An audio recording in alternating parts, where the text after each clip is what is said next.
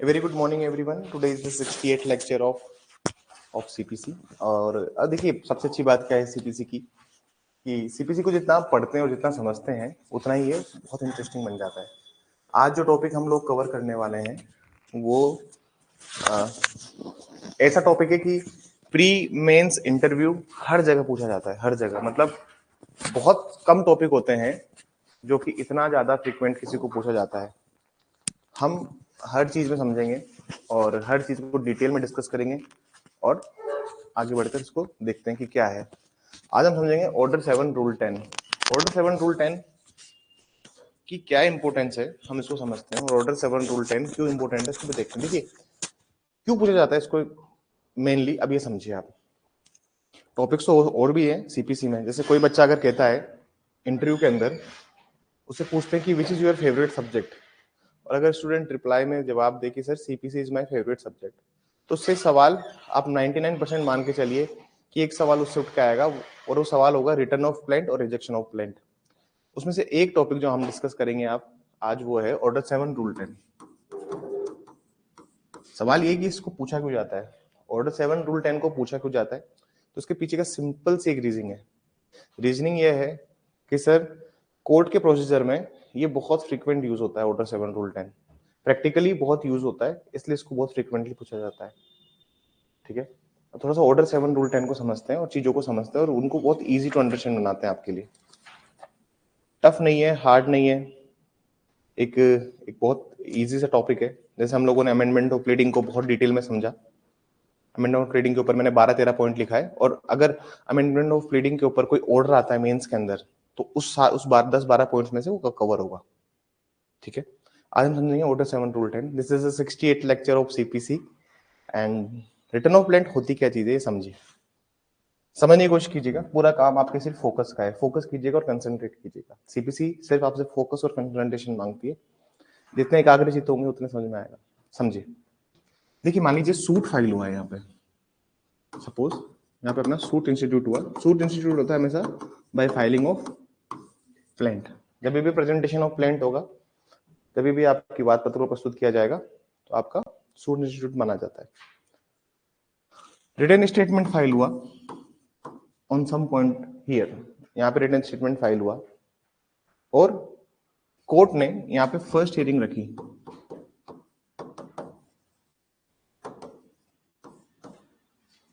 Order 10 rule 2 first hearing. ये जो first hearing थी, ये टेक्निकली फर्स्ट हियरिंग हम इसको इसलिए कह देते हैं क्योंकि वहां पे डायरेक्ट में फर्स्ट हियरिंग का शब्द यूज हुआ है। मैंने आपको दोनों का डिफरेंस भी समझाया था कि ऑर्डर 14 में रूल 1 रूल 2 के अंदर और यहाँ पे फर्स्ट हियरिंग में क्या डिफरेंस है। मतलब फर्स्ट हियरिंग अभी जो आरजीसी में क्वेश्चन आया था, तो ऑर्डर 10 रूल 2 को क्या माना गया, फर्स्ट हियरिंग। हम उसको समझते हैं, बेसिक बेसिक बात, फंडा।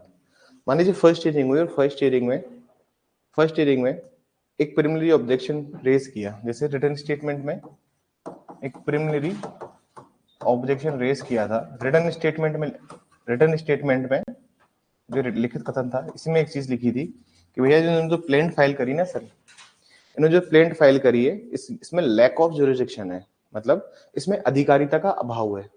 क्या चीज नहीं है सर इसमें, ज्यूरिसडिक्शन नहीं है इसमें। सिंपल सी बात है, अधिकारिता नहीं है इसमें, इसमें ज्यूरिसडिक्शन नहीं है। सवाल यह है कि जहां पे ज्यूरिसडिक्शन नहीं होता वहां पे क्या किया जाना चाहिए।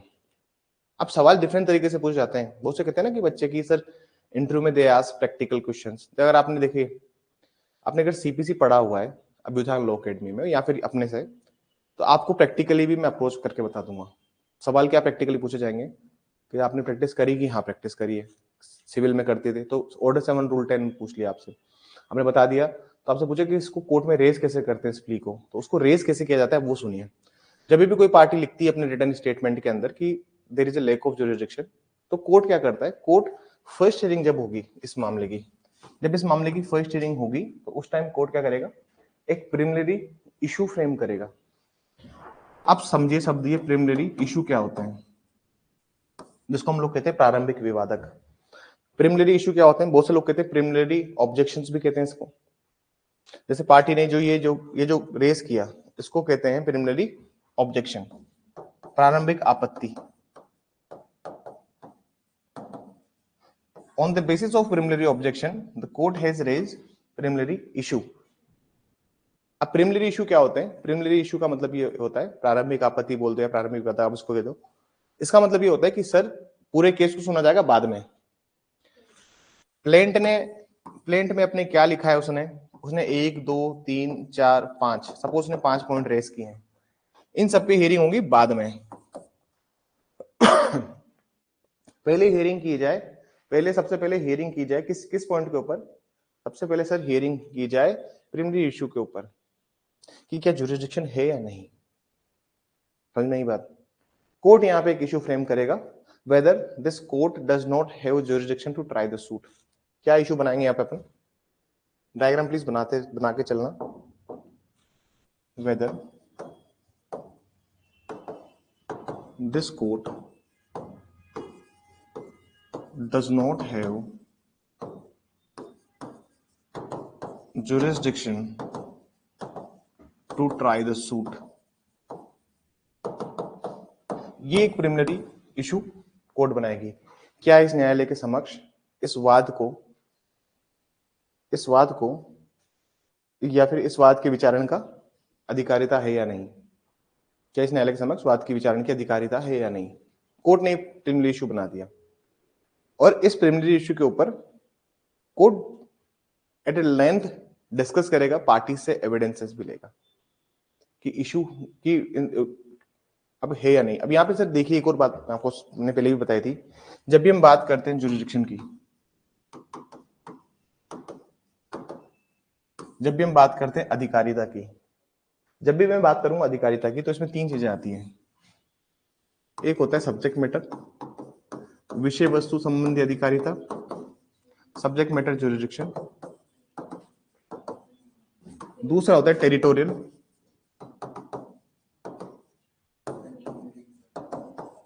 And the final one is pecuniary, वित्तीय संबंधी अधिकारिता।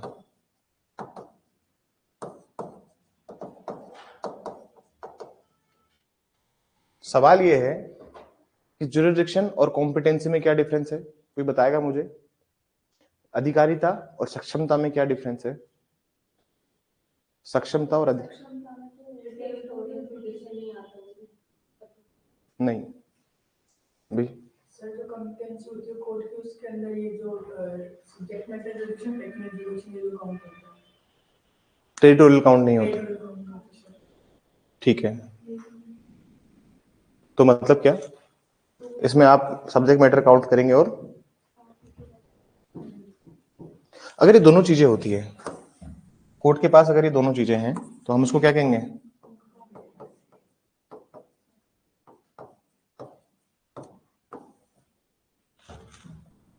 Competent court. क्या यही है? कंफर्म कीजिए एक बार।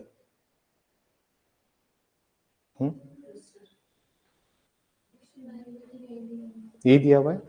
एक मैंने वहां पे भी दिखाया था आपको, सेक्शन 16 और 17 निकालिए एक बार। सेक्शन 16 17 मैंने आपको वहां पे भी दिखाया था, एक बार देखिए क्या वहां पे भी ये लिखा हुआ है 17 के प्रोवाइजो में, जाके एक बार देखिए, एक बार कंफर्म कीजिए। हम इस टॉपिक को और डिटेल में जाएंगे। इसमें हम हर टॉपिक के डिग डाउन करते हैं, देखिए आपको पता है, और हर टॉपिक को हम बहुत डीप में जाके समझने की कोशिश करते हैं।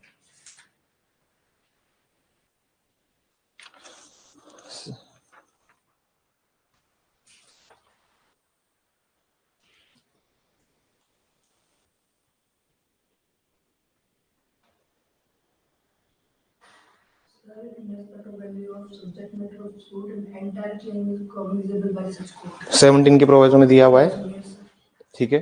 In respect of the value of the subject matter of the suit and entire claim of the cognizable bye such court. तो मतलब valuation and the subject matter, तो पेक्यूनियरी और सब्जेक्ट मैटर, अगर ये दोनों चीज है कोर्ट के पास में, तो हम कहते हैं कि दैट कोर्ट इज कॉम्पिटेंट। कहने का मतलब क्या है कि सर जुरिसडिक्शन 3 तरह का होता है, सब्जेक्ट मैटर, पेक्यूनियरी, टेरिटोरियल। लेकिन जब हम बात करते हैं कॉम्पिटेंसी की, तो कॉम्पिटेंसी में 2 शब्द आने जरूरी है कि कोर्ट को सब्जेक्ट मैटर कॉम्पिटेंस होना चाहिए और पेक्यूनियरी कॉम्पिटेंट होना चाहिए। सब्जेक्ट मैटर नहीं भी हो तो भी काम चल जाता है, तभी भी काम चल जाता है, क्योंकि टेरिटोरियल कॉम्पिटेंसी नहीं है तो भी कोई दिक्कत नहीं होती। लेकिन ये 2 कॉम्पिटेंसी होनी ही चाहिए। तभी तो रेस जुडिकेटा के अंदर कौन सा शब्द यूज किया गया है? कॉम्पिटेंट। सक्षमता इसलिए वहां पे यूज किया गया है क्योंकि इंटेंशन सीपीसी की ये है कि वो न्यायालय, वो कोर्ट को क्या बनाना चाहते हैं? कॉम्पिटेंट। ठीक है, अब समझिएगा, जब भी ऑर्डर 7 रूल 10 में प्ली रेज की जाती है तो कोर्ट दूसरी पार्टी बोलती है सर उसके पास में जुरिडिक्शन नहीं है, सूट को जो एंटरटेन करने के लिए क्या नहीं है, जुरिडिक्शन नहीं है। अब जब जुरिडिक्शन नहीं है और जुरिडिक्शन नहीं रेज किया पार्टी ने, जैसे मान लीजिए यहाँ तो हमने चलो रिटर्न स्टेटमेंट में ही उसने रेज कर दिया प्रीलिमिनरी ऑब्जेक्शन, लेकिन आप मुझे बताइए क्या इसको बाद में भी रेज किया जा सकता है? क्या मैं इसको बाद में भी रेज किया जा सकता है बाय यूजिंग ऑर्डर 6 रूल 17? कि हम बाद में भी अमेंडमेंट करके इसको रेज कर सकते हैं। ये केस का नाम याद कीजिए, Harshad Chimanlal versus DLF enterprises. मैंने बताया था आपको उसमें कि 8-9 साल बाद उसको चेंज किया गया था, डीएलएफ का ऑफिस गुड़गांव में था, case was registered in Delhi. समझ में आ रहा है केस? तो मतलब जो ऑर्डर 7 रूल 10 की एप्लीकेशन है, जरूरी नहीं उसको आप रिटर्न स्टेटमेंट टाइम में फाइल करो, इसको आप लेटर ऑन भी इंस्टीट्यूट कर सकते हो। पहली बात ये समझिए, बर्डन ऑफ प्रूफ उसकी किसके ऊपर होगा, सबूत का भार किसके ऊपर होगा कि इसके ऊपर जुरिडिक्शन नहीं है, किसके ऊपर सबूत का भार होगा, किसके ऊपर होगा, डिफेंडेंट के ऊपर, प्रतिवादी के ऊपर। क्योंकि प्रतिवादी को क्या करना पड़ेगा सर, अरे सर प्रतिवादी को बताना पड़ेगा ना कोर्ट के सामने कि क्यों नहीं है।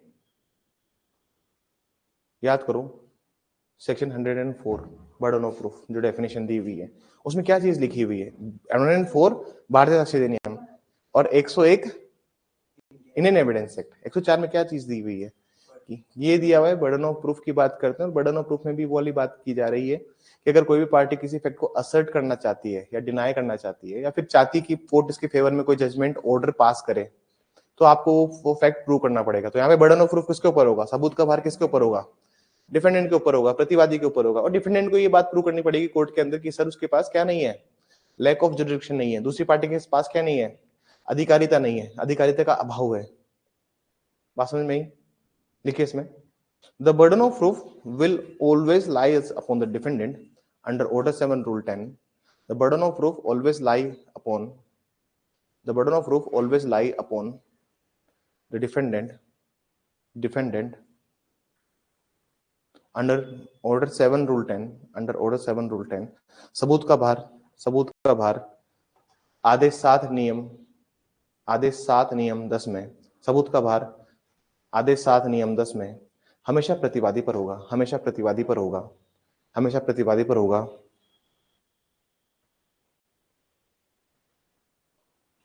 And he has to prove that the court does not have jurisdiction,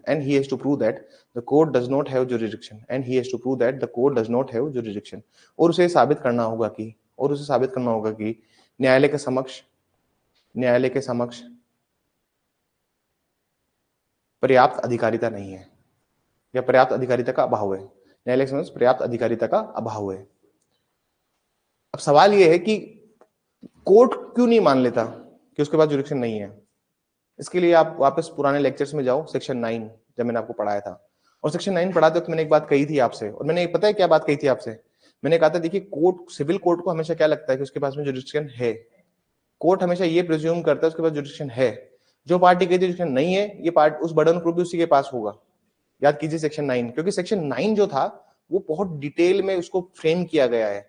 आप देखिए, अगर कोई भी चीज एक्सप्रेसली या इम्प्लाइडली बार्ड है या फिर कोई भी प्रोविजंस जो कि सीपीसी में दिए हुए उससे बार्ड है, ये 3 एक्सेप्शन बताए थे सेक्शन 9 में मैंने, उसको छोड़ दो आप। उसके अलावा कोर्ट क्या समझेगा हमेशा कि मेरे पास में तो जुरिडिक्शन है। एक लाइन लिखिए आगे, the court always presume that he has certain jurisdiction. So burden of proof lies upon the defendant. Civil न्यायालय हमेशा ये उपधारणा करेगा कि उसके समक्ष अधिकारिता है।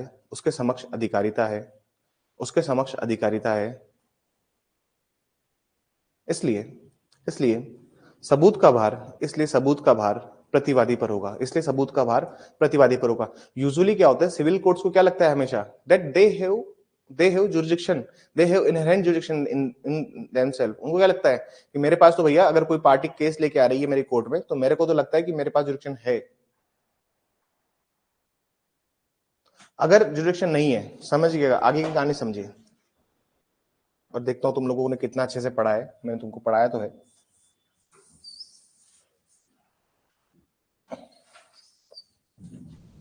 अगर इस कोर्ट ने डिक्री या ऑर्डर पास कर दिया, अरे कोर्ट को तो लगता है ना अधिकारिता है, तो इसका क्या प्रभाव होगा? इस कोर्ट ने डिक्री या ऑर्डर पास कर दिया, इसका क्या प्रभाव होगा? इस कोर्ट ने डिक्री या ऑर्डर पास कर दिया, इसका क्या प्रभाव होगा?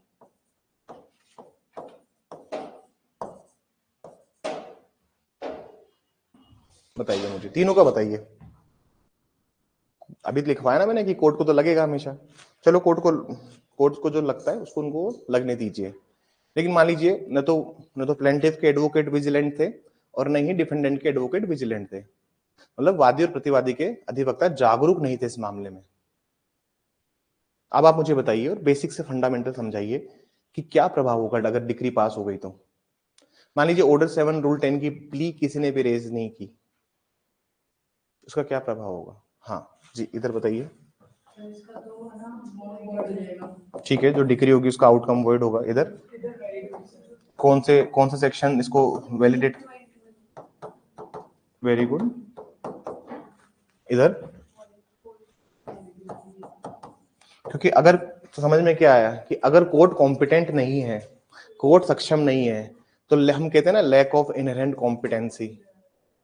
अगर कोर्ट कॉम्पिटेंट नहीं है, इसीलिए मैंने क्या लिखा था सर नीचे पे, इसके पहले अगर आपने देखा हो तो, इसके लिए मैंने लिखा था यहाँ पे कि सर कॉम्पिटेंसी इन दो से डिसाइड होती है कि कोर्ट कॉम्पिटेंट है या नहीं है। हमने बताया सिविल जज तक की जो पिक्यूनरी लिमिट है, राजस्थान में सिविल जज की पिक्यूनरी लिमिट कितनी है? ये सिविल जज की है, 2 से लेकर 5 तक सिविल जज सीनियर और 5 प्लस एडीजे डिस्ट्रिक्ट जज। और हाई कोर्ट का क्या है सर? अपीलेट। अपीलेंट नहीं, अपीलेट। अपीलेट अपीलेट जुरिडिक्शन है हाई कोर्ट के पास में। मतलब हाई कोर्ट सीधा एक्स्ट्राऑर्डिनरी ओरिजिनल सिविल जुरिडिक्शन नहीं है हाई कोर्ट के पास में। मतलब हाई कोर्ट सीधा ही कोई सिविल मामले को ट्राई नहीं कर सकता जो क्रिमिनल में कर देता है। यहाँ हाई कोर्ट के पास में वो पावर नहीं है, नहीं उसको सीपीसी से वो पावर मिली है। बात समझ में आई? जो राम मंदिर का मैटर था, इतना बड़ा सिविल सूट तो अभी तक कोर्ट में हुआ नहीं होगा ना इंडिया के इतिहास में। सिविल सूट ही तो था एक तरह से वो। अब राम मंदिर वाला जो मामला था, उस राम मंदिर मामले को अगर कोर्ट अगर चाहते तो जल्दी डिस्पोज ऑफ कर सकते थे अपने पास बुलवा के, मैटर को मंगवा के, लेकिन प्रोसेस में ही नहीं है, पूरे प्रोसीजर में ही नहीं है।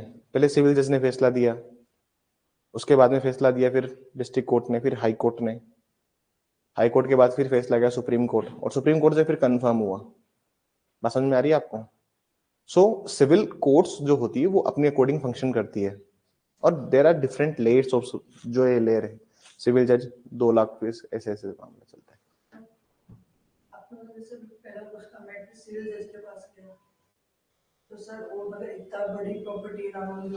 प्रॉपर्टी देखिए, प्रॉपर्टी की सूट वैल्यूएशन होती है।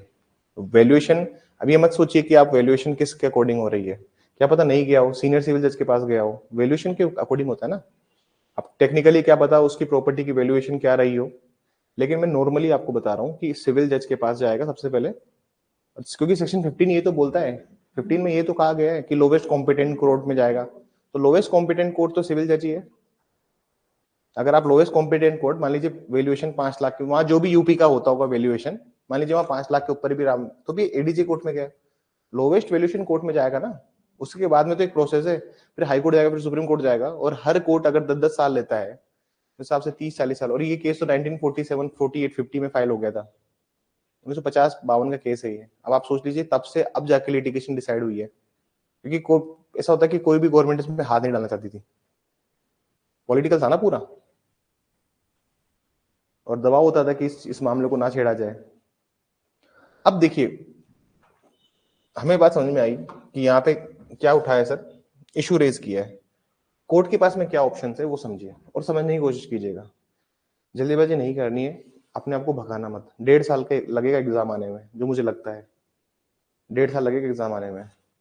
वैकेंसी अभी पोस्ट नोटिफाई हो जाएगी जनवरी में, क्योंकि देखिए अभी एडीजी के एग्जाम है, हाई कोर्ट कभी भी 2 एग्जाम एक साथ नहीं लेके चलती। हाई कोर्ट खुद एक एग्जामिनिंग अथॉरिटी है। जून तक एग्जाम कंक्लूड होंगे एडीजे के, उसके बाद हाई कोर्ट स्टेनो की वैकेंसी आने वाली है। बात समझ में आई?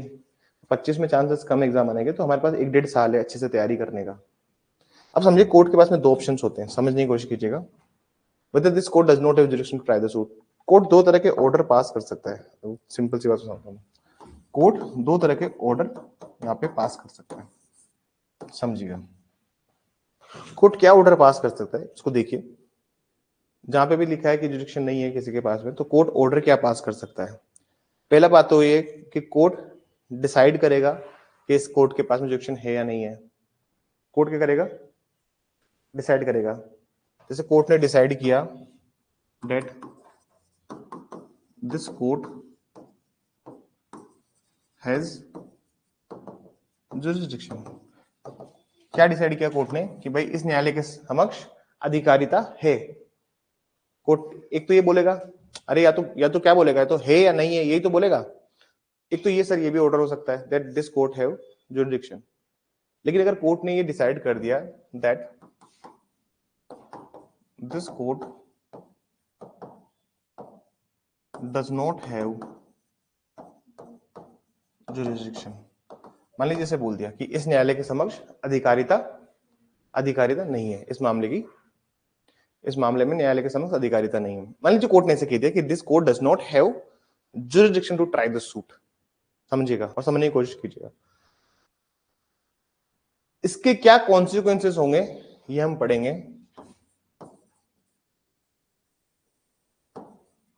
ऑर्डर 7 रूल 10, 10A और 10, यहां से टॉपिक आएगा, समझ में आया। This is the background of this topic.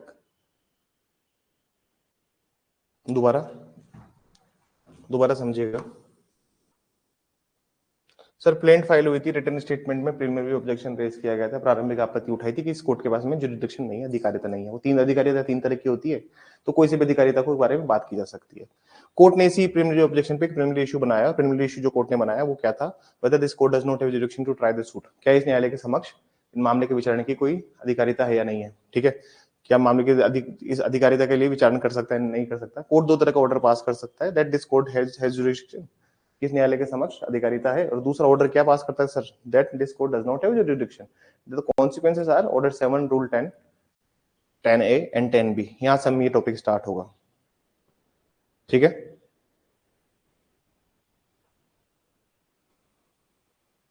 और ये जो ऑर्डर होगा इसके यहाँ पे लिखेगा, इसके इस डायग्राम में यहाँ पे लिखिए, नीचे लिखने स्टार्ट कीजिए। यहाँ पे the court will return the plaint to the plaintiff, the court will return the plaint to the plaintiff. न्यायालय वाद पत्र प्रतिवादी को लौटा देगा, न्यायालय वाद पत्र प्रतिवादी को लौटा देगा, न्यायालय वाद पत्र प्रतिवादी को लौटा देगा, न्यायालय वाद पत्र प्रतिवादी को लौटा देगा। सिविल से आसान कुछ भी नहीं है, एक बात तुम दिमाग में ठान के रखिए, जिन्होंने जो बच्चा क्लास ले रहा है पूरी, उसके लिए सिविल फेवरेट हो जाएगा एक टाइम बाद, क्योंकि ये बहुत लॉजिकल प्रोविजंस है, यहाँ पे कोई इलॉजिकल बात नहीं हो रही है। और वही बात तुमको भी बैरेक्ट में दिखा दूंगा मैं, ऑर्डर 7 रूल 10 में। The court will return the plaint to the plaintiff, न्यायालय वाद पत्र प्रतिवादी को, वादी को, प्रतिवादी नहीं सॉरी, वादी को लौटा देगा। प्रतिवादी क्या लिखवाया मैंने, प्रतिवादी लिखवा दे क्या, हाँ वादी को लौटा देगा, sorry slip of tongue, I am extremely sorry. वादी को लौटा देगा। आगे लिखिए, this return order is under order 7 rule 10, this return order is under order 7 rule 10, this return order under order 7 rule 10। ये वाद पत्र को लौटाए जाने का आदेश, यह वाद पत्र को लौटाए जाने का आदेश आदेश 7 नियम 10 के अंतर्गत दिया गया है, आदेश 7 नियम 10 के अंतर्गत दिया गया है, आदेश 7 नियम 10 के अंतर्गत दिया गया है। आगे लिखिए, this returning of plaint due to the this returning of plaint due to the lack of jurisdiction, this returning of plaint due to the lack of jurisdiction. इस वाद पत्र को अधिकारिता के अभाव में लौटाया गया, इस वाद पत्र को अधिकारिता के अभाव में लौटाया गया, इस वाद पत्र को अधिकारिता के आधार में अभाव में लौटाया गया, अभाव में लौटाया गया।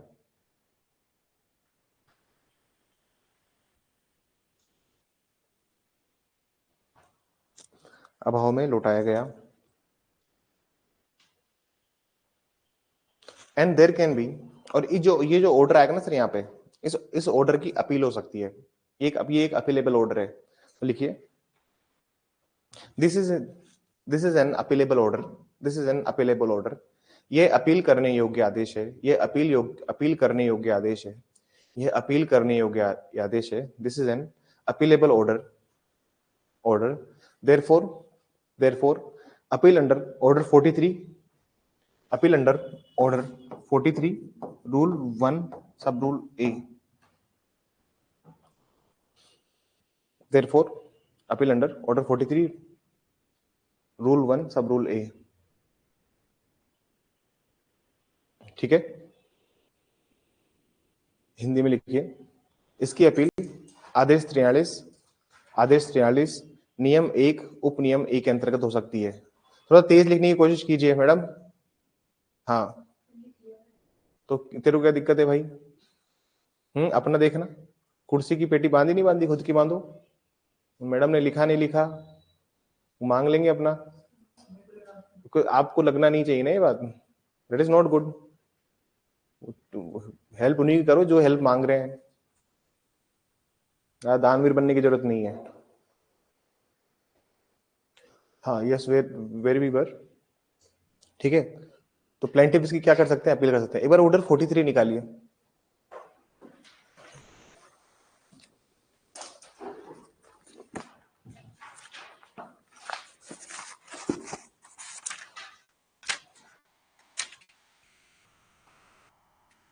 ऑर्डर 43 निकालिए।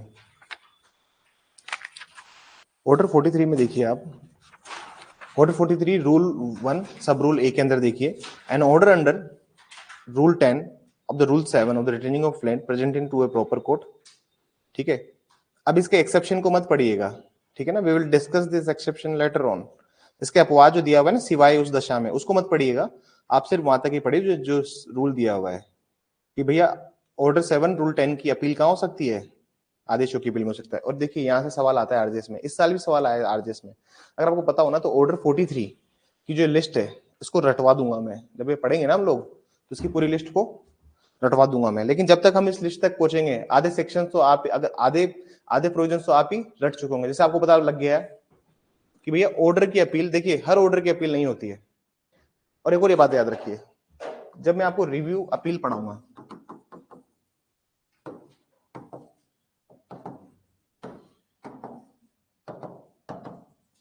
ऐसा है सर, अगर कोई ऑर्डर दिया है, जजमेंट डिक्री नहीं, देखो जब भी कोई जजमेंट और डिक्री आएगी, इसके लिए तो ऑर्डर 41 और ऑर्डर 42 से डील करेंगे। Order 41 first appeal, order 42 second appeal. सबसे पहले मैंने इनके नाम याद करवाए थे आपको।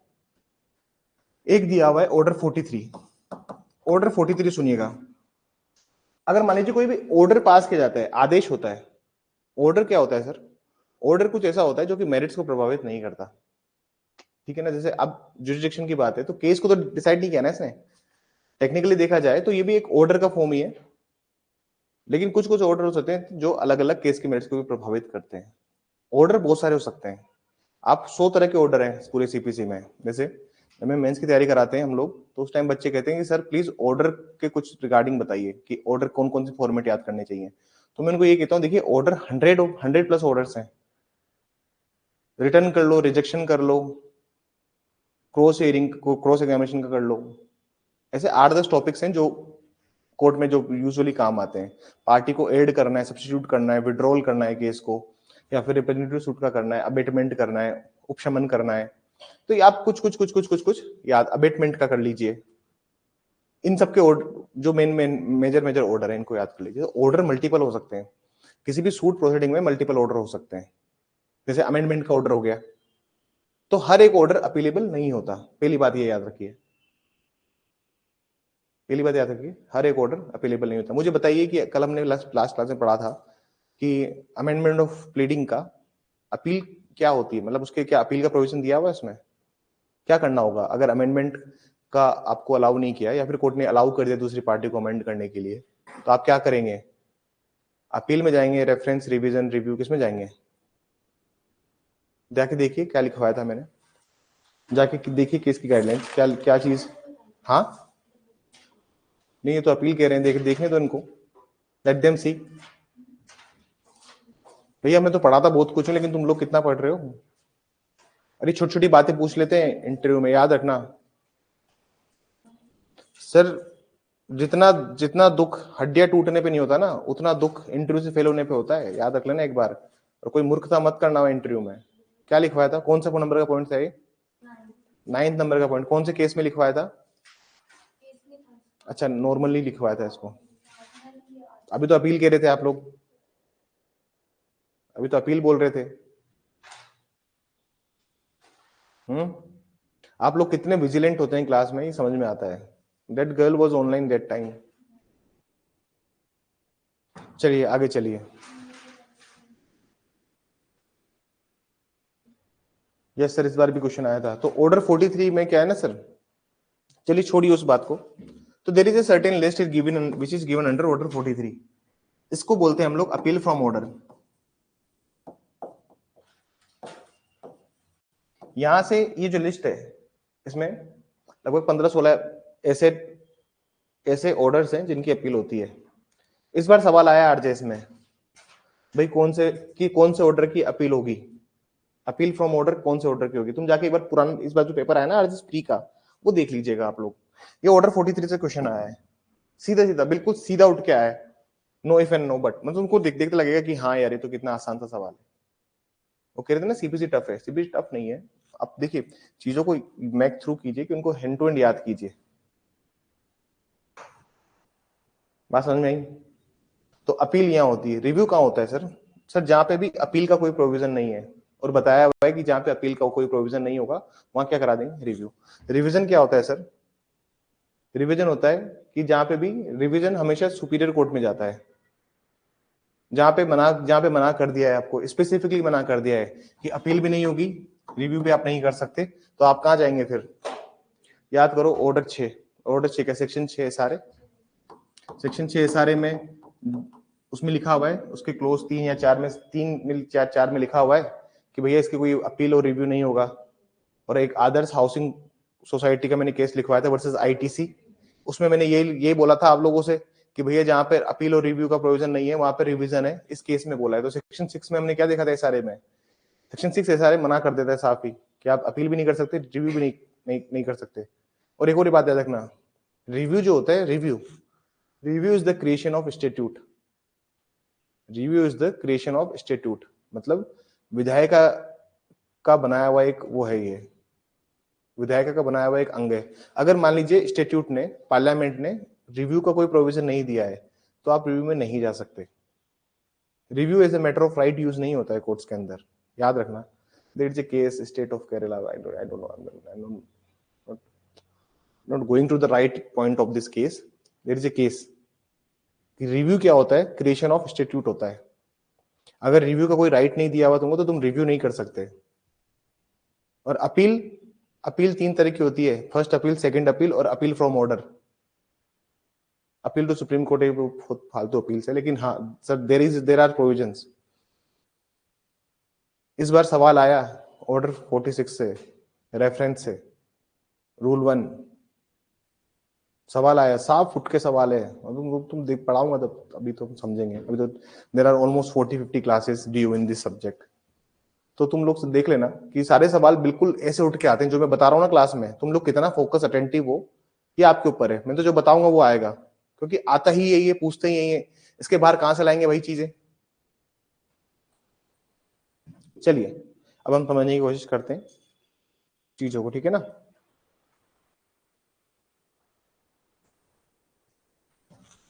चलिए इस टॉपिक को थोड़ा सा और स्प्रेड किया जाए और खोला जाए और डिटेल में पढ़ा जाए इस टॉपिक को, तो ठीक है ना सर? एक डायग्राम बनाएंगे। Court decides to return the plane.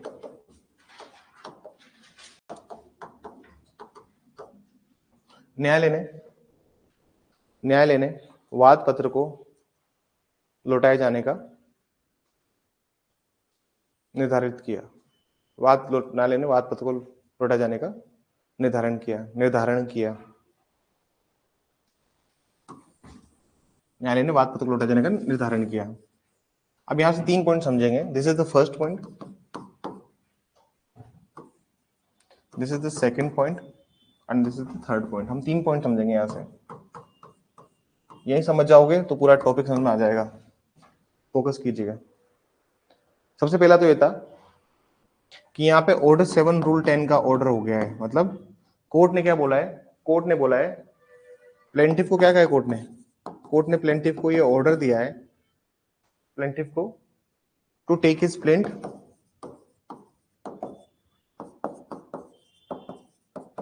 And present before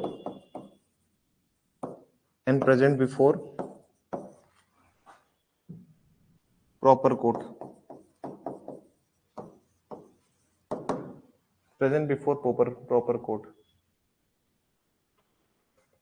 आजकल की जनरेशन प्रॉपर कोर्ट और इससे कहते हैं ना, तो उसको उसको पता है क्या बोलने लगी आजकल? ओजी. आजकल ये बहुत चल रहा है ये शब्द ओजी. क्या बोल रहे हैं? ओरिजिनल को क्या कहते हैं? ओजी. आजकल की जो जेनजी जनरेशन है वो कुछ अलग टर्म्स यूज करती है. तो अभी मैं फोन का कवर लेने गया था मार्केट में उस दिन ऐसा हुआ, जब फोन का कवर खरीदने गया तो मैंने बोला कि यार ये ओरिजिनल तो लग नहीं रहा मुझे, क्योंकि मैं एप्पल स्टोर ही गया था. ओरिजिनल नहीं लग रहा मुझे ये. तो वो मेरे को कहते हैं no no sir this is OG. मैंने कहा अच्छा भाई ओजी है तो ठीक है. फिर ओजी लिया नहीं मैंने. फिर मैंने बाहर आके 150 रुपए का दूसरा कवर लिया, क्योंकि मेरे को ओजी समझ में नहीं आया उसका. सच में किसके ओजी में कुछ दिक्कत है. बाहर आया 150 रुपए का जीटी से कवर ले लिया दूसरा कि अब ठीक है. तो अगर यहाँ पे कोई चेंजेस होता तो क्या होता? Present before the OG court. लिखिए, हिंदी में लिखिए. वादी को वाद पत्र लौटाया जाएगा. वादी को वाद पत्र लौटाया जाएगा और उचित न्यायालय के समक्ष संस्थित करने का आदेश दिया जाएगा. और उचित न्यायालय के समक्ष संस्थित करने का आदेश दिया जाएगा.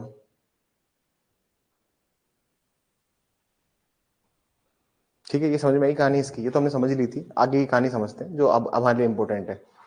इंपॉर्टेंट कहानी यहाँ से स्टार्ट होती है इस सेक्शन की, मतलब इस ऑर्डर की. यहाँ से हम समझिए. जैसे मान लीजिए अब प्लेंटिफ को जो ये बात बोली ना, प्लेंटिफ हो गए नाराज. Plaintiff goes in appeal. कहा चला गया सब? प्लेंटिफ साहब. Plaintiff goes in appeal against order. वादी आदेश के विरुद्ध अपील में जाते हैं. वादी आदेश के विरुद्ध अपील में जाते हैं. और अपील आपको बताइए मैंने सिर्फ कहां पे? ऑर्डर 41 रूल 1 सब रूल ए. ठीक है. और अपील में जाने के बाद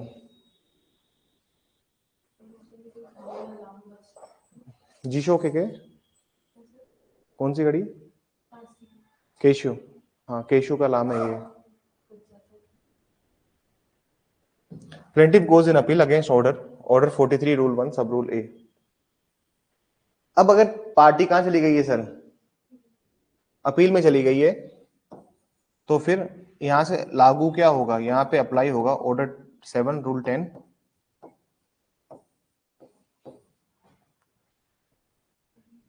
मतलब अपील में जाने के बाद अगर पार्टी अपील में जाएगी तभी क्या है, ये प्रोविजन लागू होगा.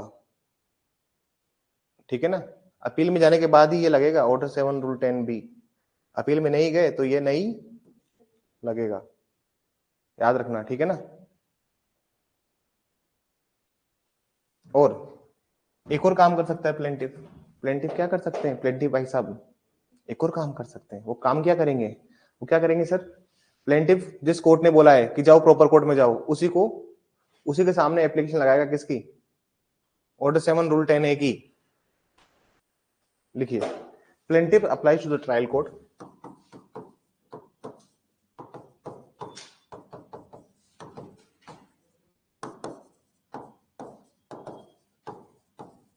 Plaintiff applies to the trial court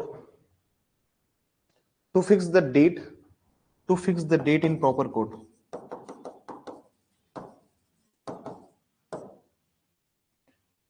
To fix the date in the proper court. To fix the date in the proper court. और ये क्या है सर, जो ये अप्लाई कर रहा है ना, ये किससे कर रहा है, ऑर्डर 7 रूल 10 ऐसे कर रहा है। यहाँ पे जो ट्रायल कोर्ट है, इस ट्रायल कोर्ट का क्या मतलब है, जिसने ऑर्डर 7 रूल 10 का ऑर्डर दिया है, वादी विचारण करने वाले न्यायालय के समक्ष, वादी विचारण करने वाले न्यायालय के समक्ष उचित न्यायालय में तारीख नियत करने हेतु, उचित न्यायालय में तारीख नियत करने हेतु आवेदन करेगा, उचित न्यायालय में तारीख नियत करने हेतु आवेदन करेगा। और इसको क्या बोला है, ऑर्डर 7 रूल 10 ए। तो समझते हैं धीरे धीरे सबको जी। सबसे पहले डालेंगे अपन हेडिंग नंबर 1, समझ में आएगी आपको, ठीक है ना। यहाँ पर थोड़ा सा लिमिटेशन एक्ट भी पढ़ाऊंगा मैं आपको। क्या पढ़ाऊंगा, सेक्शन 14 ऑफ लिमिटेशन एक्ट, थोड़ा सा वो भी पढ़े, लिमिटेशन एक्ट भी, क्योंकि पढ़ना जरूरी है ना सर, क्योंकि सेक्शन 14 ऑफ लिमिटेशन एक्ट है, वो भी किसके बारे में बात कर रहा है, वो भी सर रिटर्न ऑफ प्लेंट की बात कर रहा है। क्या हो गया,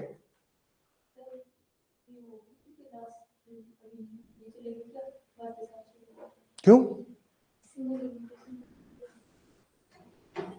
अरे एक टॉपिक है वो, उसको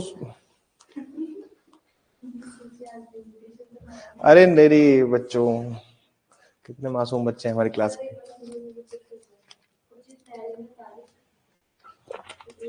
नियत करने हेतु आवेदन करेगा, नियत करने हेतु आवेदन करेगा, ऑर्डर 7 रूल 10। थोड़ा सा तेज पढ़ेंगे, चलो अब आइए फर्स्ट सिनेरियो। अरे 3 टॉपिक बनाया ना मैंने इधर, चलो फर्स्ट पे आते हैं। फर्स्ट क्या था सर, कि plaintiff takes the return plaint and files himself in the proper court. पहला हेडिंग डालिए, plaintiff takes the return plaint, plaintiff takes the return plaint and files it himself before proper court, and files it himself before proper court। वादी स्वयं वाद पत्र को लेकर उचित न्यायालय के समक्ष संस्थित करेगा, जो कि ऑर्डर 7 रूल 10 में बोला हुआ है, ठीक है।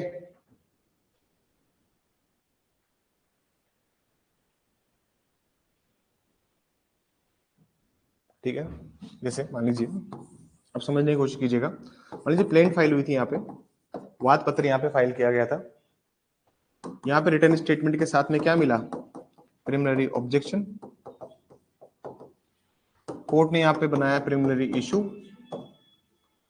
और कोर्ट ने हियरिंग करने के बाद में यहाँ पे डिसाइड किया टू रिटर्न द प्लेंट, वाद पत्र को लौटाए जाने का आदेश दिया ऑर्डर 7 रूल 10 में। यहां तक की कहानी समझ में आई। देखिए रिटर्न जब भी होगा तो रिटर्न में होता क्या है, जो आपकी जो प्लेंट है ना, प्लेंट, उसके ऊपर कोर्ट एक पन्ना अटैच करके एक अपने सील लगाता है प्लस साइन करता है, उसको बोलते हैं एंडोर्सिंग। क्या बोलते हैं भाई, कोर्ट एंडोर्स कर देता है कि भैया ये कोर्ट, ये प्लेंट कहाँ आई थी, हमारी कोर्ट में आई थी। क्योंकि कोर्ट के सील और साइन है तो कोर्ट लिखेगा ना कि हम ऑर्डर, और जो आदेश जिससे लौटाया जा रहा है वो भी इसके ऊपर अटैच कर देगा। बस इस आदेश से आदेशित किया जाता है कि प्रॉपर कोर्ट में जाए। अब पार्टी को खुद को जाना है ऑर्डर 7 रूल 10 के अंदर, रिटर्न होने के बाद पार्टी को क्या जाना है सर, खुद को जाना है पार्टी को। समझ में आई। अब जब पार्टी को भैया जाना, जब स्वयं को जाना है पार्टी को, तो उसमें क्या होता है कि एक आदेश में कोर्ट का साइन सील होते हैं, कि उसका मतलब ये है कि ये पार्टी इस गलत कोर्ट में बोनाफाइडी तरीके से आ गई थी, सद्भाव पूर्वक आ गई थी, गुड फेथ में आ गई थी। ये क्यों किया जाता है एंडोर्सिंग, कोर्ट को क्या जरूरत है सील साइन लगा के वापस से उसको रिटर्न करने की। रिटर्न करने मतलब ये नहीं होता है कि भैया जिस दिन रिटर्न का आदेश दिया कोर्ट ने सीधा प्लेंट उठा के लो वकील साहब आपकी वाद पत्र लो, जाओ सही कोर्ट में जाओ, ऐसा नहीं होगा। प्रॉपर प्रोसेस होता है उसका। प्रोसेस इसलिए होता है क्योंकि लिमिटेशन पीरियड में काम आता है। ये जो सील और साइन है कोर्ट के, किस में काम आते हैं, लिमिटेशन पीरियड में काम आते हैं, ठीक है। तो कोर्ट हमेशा क्या करेगा सर, एंडोर्सिंग करेगा, उसके ऊपर अंतर वस्तु सारी लिख के देगा। क्या क्या लिख के देगा कि ये इस कोर्ट में इस दिन फाइल की गई थी, आज इसको रिटर्न, इस ऑर्डर से हम इस चीज को क्या कर रहे हैं, रिटर्न कर रहे हैं। पर्पस समझिएगा अब इसका, यहां तक समझ में आया कि क्यों सील और साइन लगाती है कोर्ट। अब आगे समझिए पर्पस। अब मान लीजिए ए और बी के बीच में पूरी सिचुएशन चलेगी सर, ठीक है ना। एक कॉन्ट्रैक्ट था जिसका हो गया ब्रीच ऑफ कॉन्ट्रैक्ट, एक संविदा थी जो कि क्या हो गई सर, भंग हो गई। अब उनके बीच में ब्रीच ऑफ कॉन्ट्रैक्ट हो गया, समझना इधर फोकस कीजिएगा। ब्रीच ऑफ कॉन्ट्रैक्ट हो गया एक पार्टीज के बीच में। कॉन्ट्रैक्ट जो था वो था 1/1/2021 का। अगर आप लिमिटेशन पीरियड देखेंगे इसका तो क्या बनेगा, 22, 21, 22, 22, 23, 23, 24। तो लिमिटेशन पीरियड होना चाहिए था इसका 31, 12, ये लिमिटेशन पीरियड होना चाहिए था। यही है भाई, 3 साल होता है ना कॉन्ट्रैक्ट के मामलों में, कितना होता है 3 परिसीमा काल। बोले कॉन्ट्रैक्ट के मामलों में कितना टाइम तक केस फाइल कर सकते हो, ये कहां दिया हुआ है, लिमिटेशन का जो शेड्यूल है पीछे वहां दिया हुआ है भाई। 3 साल का टाइम पीरियड है, तो स्टार्टिंग टाइम यहां से है। ब्रीच ऑफ कॉन्ट्रैक्ट जब हुआ था तो वो हुआ था इस दिन सविता भंग हो गई थी। लिमिटेशन का एक रूल है, परिसीमा काल का एक रूल है, परिसीमा जो पूरी लिमिटेशन एक्ट है उसका एक रूल है। और जब मैं आपको मुसामत काटजी वाला केस पढ़ाऊंगा, district collector Anantnag, assistant district collector Anantnag, मुसामत काटजी, उस मुसामत काटजी के अंदर एक बात बोली कोर्ट ने कि कोर्ट हर दिन काउंट नहीं करेगा। कोर्ट ये नहीं पूछेगा कि तुम लेट क्यों आए, कोर्ट ये नहीं पूछेगा कि तुमने क्या किया। मतलब कहने का मतलब ये कि अगर तुम्हें अगर 3 साल दिए हैं पार्लियामेंट ने ब्रीच ऑफ कॉन्ट्रैक्ट के मामले में केस फाइल करने के लिए, तो इसका मतलब ये है कि पार्टी किसी भी दिन केस फाइल कर सकती है इन 3 साल में, चाहे वो पहले दिन फाइल करे, चाहे दूसरे दिन फाइल करे, चाहे वो लास्ट दिन भी क्यों ना फाइल करे। कहानी समझ में आई, चाहे वो लास्ट दिन भी क्यों ना केस फाइल करे। हमारे भाई साहब जो थे, जो थे इन्होंने अपना प्लेंट यहां लगाया, रिटन स्टेटमेंट यहाँ पे हो गया, और जिस दिन केस फाइल किया इन्होंने, तारीखों में खेलिएगा, अब जिस दिन केस फाइल किया इन्होंने, जो केस जो इन्होंने प्लेंट के थ्रू फाइल किया, ये फाइल किया था सर 1/6/2024 को। मतलब इनके पास अभी भी क्या थे सर, 6 महीने बाकी थे, 6 महीने बाकी ना सर, इनके पास 6 महीने का समय बचा था, तो इन्होंने 6 महीने पहले सूट फाइल कर दिया। रिटन स्टेटमेंट फाइल हो गया सर, यहाँ पे सेटलमेंट ऑफ इश्यूज हो गए, यहाँ पे प्लेंटिफ ने अपने एविडेंसेस दे दिए, यहाँ पे डिफेंडेंट ने अपने एविडेंसेस दे दिए। तभी क्या है ना सर, ऑर्डर 6 रूल 17 में डिफेंडेंट ने अमेंड कर दी प्लीडिंग, और डिफेंडेंट ने by the way of amendment of pleading अभिवचन में जो संशोधन किए, रिटन स्टेटमेंट में एक अमेंडमेंट किया उसने, और करके बोल दिया कि इसके पास में क्या नहीं है, जुरिसडिक्शन नहीं है। और जिस दिन केस फाइल किया था उससे अगर ये जिस दिन ये एप्लीकेशन लगाई, कोर्ट ने पूरा सुना, और कोर्ट ने क्या किया सर, पूरी तरह से सुना, पूरी तरह से कोर्ट ने सुना, और सुनने के बाद में कोर्ट ने डिसाइड किया कि चलो ठीक है, और कोर्ट ने यहाँ पे ऑर्डर दे दिया, ऑर्डर 7 रूल 10 का। और ये जो ऑर्डर आया, ये आया सर 1/1/2026 को। दिक्कत क्या है इस ऑर्डर के साथ में, इस ऑर्डर के साथ में दिक्कत ये है, ये आया सर ऑर्डर 1/1/2000, ये आया 1/1/2026 को। अब इस 1/1/2026 का दिक्कत क्या है ना सर, इसका मेजर प्रॉब्लम ये है कि लिमिटेशन पीरियड हो गया अपना खत्म। लिमिटेशन पीरियड तो रहा नहीं, फिर क्या किया जाए, सवाल तो ये है ना कि लिमिटेशन हो गया खत्म, तो कैसे अब वो नई कोर्ट में जाए,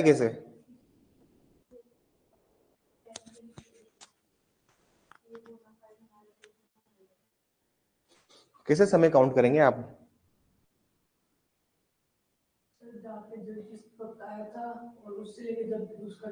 पता कैसे लगेगा, पता लगे से लगेगा जब रिटर्न ऑफ प्लेंट करेंगे तो उस टाइम कोर्ट एंडोर्स करके देगा कि इस दिन हमारी कोर्ट में आया था, उसी से तो पता लगेगा ना कि जब हमारी कोर्ट में आया था इसका suit was under the limitation, तो उसके पास कितने टाइम का समय बचा था, 6 महीने का, तो उसको एडिशनली कितने समय मिल जाएगा।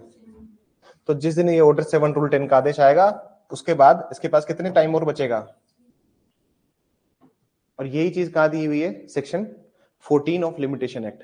वहां पे कुछ शर्तें प्रूव करनी पड़ती है कि वो ड्यू डिलिजेंस था, सम्यक रूप से तत्पर था, वो बोनाफाइडी था, सद्भाव पूर्वक उसने काम किया था। आपको ये सब साबित करना पड़ेगा सेक्शन 14 में, और यही क्या है सर, सेक्शन 14 तो इसलिए सर क्या होता है, रिजेक्शन ऑफ प्लेंट मतलब सॉरी रिटर्न ऑफ प्लेंट जब भी होगी तो उस पर क्या करेंगे, प्रॉपर एंडोर्सिंग होती है, उसमें समय टाइम सब कुछ लिखा जाता है। रिटर्न ऑफ प्लेंट की क्या होती है sir, appeal from order. Return of plaint क्या होता है, appeal from order, order 7 rule 10 का। बात समझ में आई, ये बिल्कुल क्लियर है। और अगर आपने ये चीज प्रूव कर दी, अगर आपने ये चीज साबित कर दी order section 14 of limitation act, तो आपके सर सूट आपका बार नहीं होगा। किससे बार नहीं होगा, सेक्शन 3 ऑफ लिमिटेशन एक्ट, क्योंकि सेक्शन 3 नहीं तो बोलता है कि no suit shall be filed, no suit shall be filed, no appeal shall be preferred, no application shall be instituted. ये तो शब्द सही, सारे शब्द यूज किए गए हैं उसने,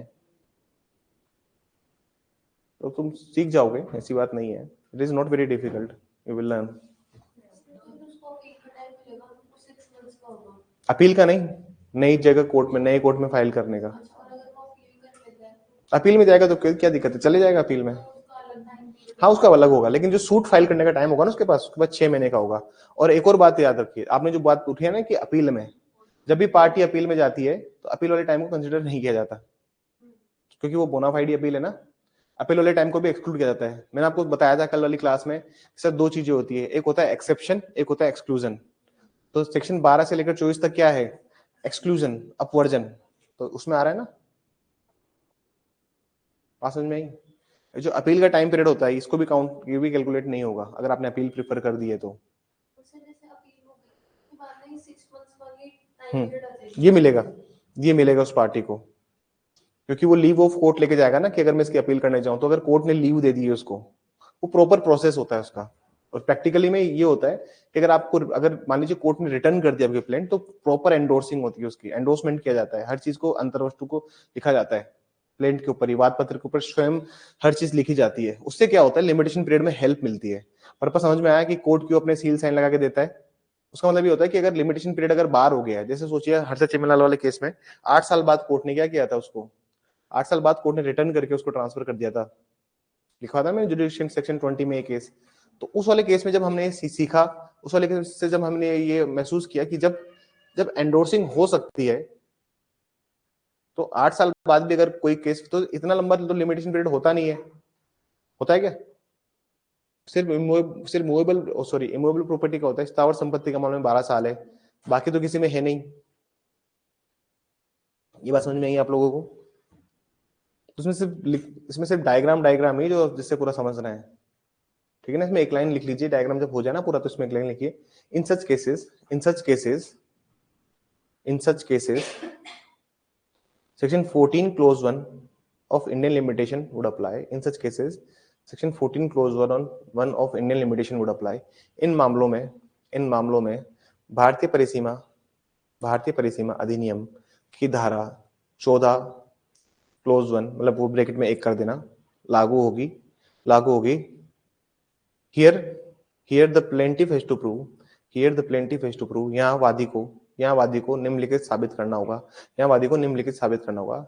here the plaintiff has to prove followings, here the plaintiff has to prove followings, यहाँ वादी को निम्नलिखित साबित करना होगा। पॉइंट नंबर ए लिखिए, that that plaintiff has worked in due diligence, कि वादी द्वारा, पॉइंट नंबर ए लिखिए, कि वादी द्वारा ये कार्य सम्यक तत्परता से किया गया, ये वादी द्वारा कार्य सम्यक तत्परता से किया गया।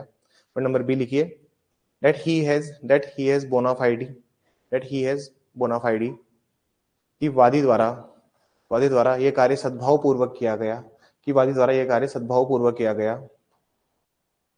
तो जितना भी समय से उसने निकाला है, उस काम समय को, जितना समय बचा हुआ होगा उतना समय क्या हो जाएगा, एक्सक्लूड हो जाएगा, वो समय हटा दिया जाएगा। ठीक है ना सर। आइए पॉइंट नंबर 2 पे, सेकंड पे आइए प्लीज। ये टॉपिक लंबा है, इसलिए कल मैंने क्लास जल्दी छोड़ दी थी, मुझे पता था ना, I need that energy to complete this topic, क्योंकि इससे लॉन्ग टॉपिक, हम थोड़ा टाइम लेंगे इसको खत्म करने में। मेरा आज अगर मैं एक ही सब्जेक्ट पढ़ाऊं तो कोई दिक्कत नहीं है, इसी को 2-2.5 घंटे खींच दूं, इसी क्लास को। Are you comfortable in that? इसी को खींच दूं, क्योंकि रिटर्न थोड़ा बड़ा है, मैं चाहता फ्लो टूटे क्लास का। सेकंड पॉइंट लिखिए। अब क्या है ना सर, जैसे मान लीजिए वो अपील में चला गया,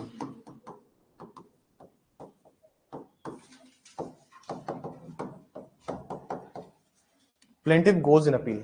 अभी सर कहां चला गया, अपील में चला गया under order 43 rule 1 sub rule ए। मान लीजिए इसमें अगर अपील में चले गए तो उसके क्या कॉन्सिक्वेंस होंगे? यदि वादी आदेश 43 नियम 1 उपनियम ए के अंतर्गत अपील में जाते हैं, उसके क्या कॉन्सिक्वेंसेस होंगे हम उसको थोड़ा समझेंगे।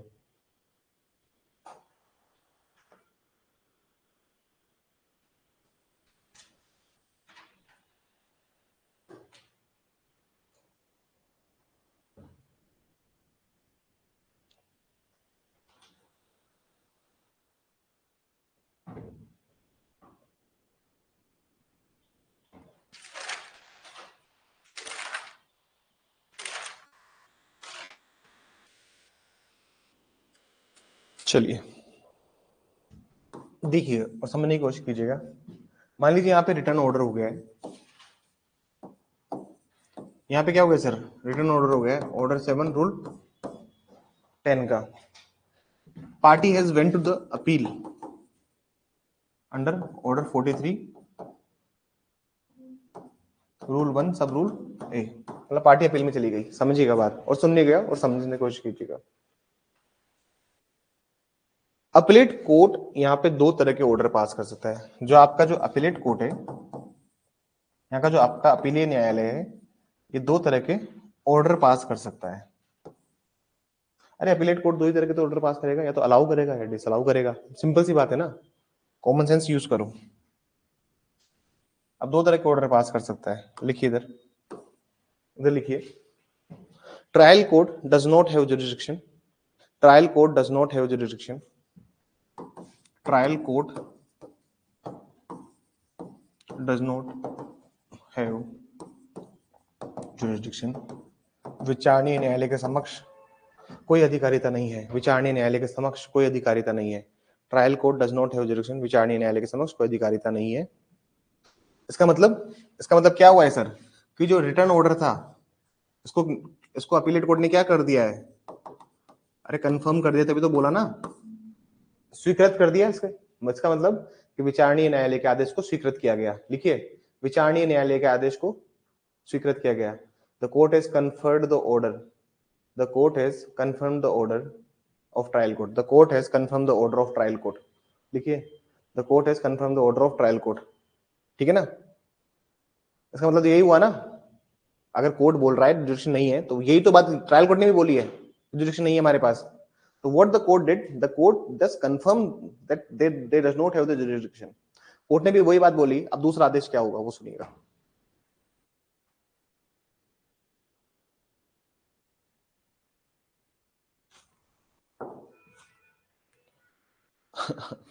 आगे सुनिए कि इसमें लिखिए, trial court does not have jurisdiction, trial court does have jurisdiction, trial court does have jurisdiction, trial court does have jurisdiction, trial court does have jurisdiction, and remand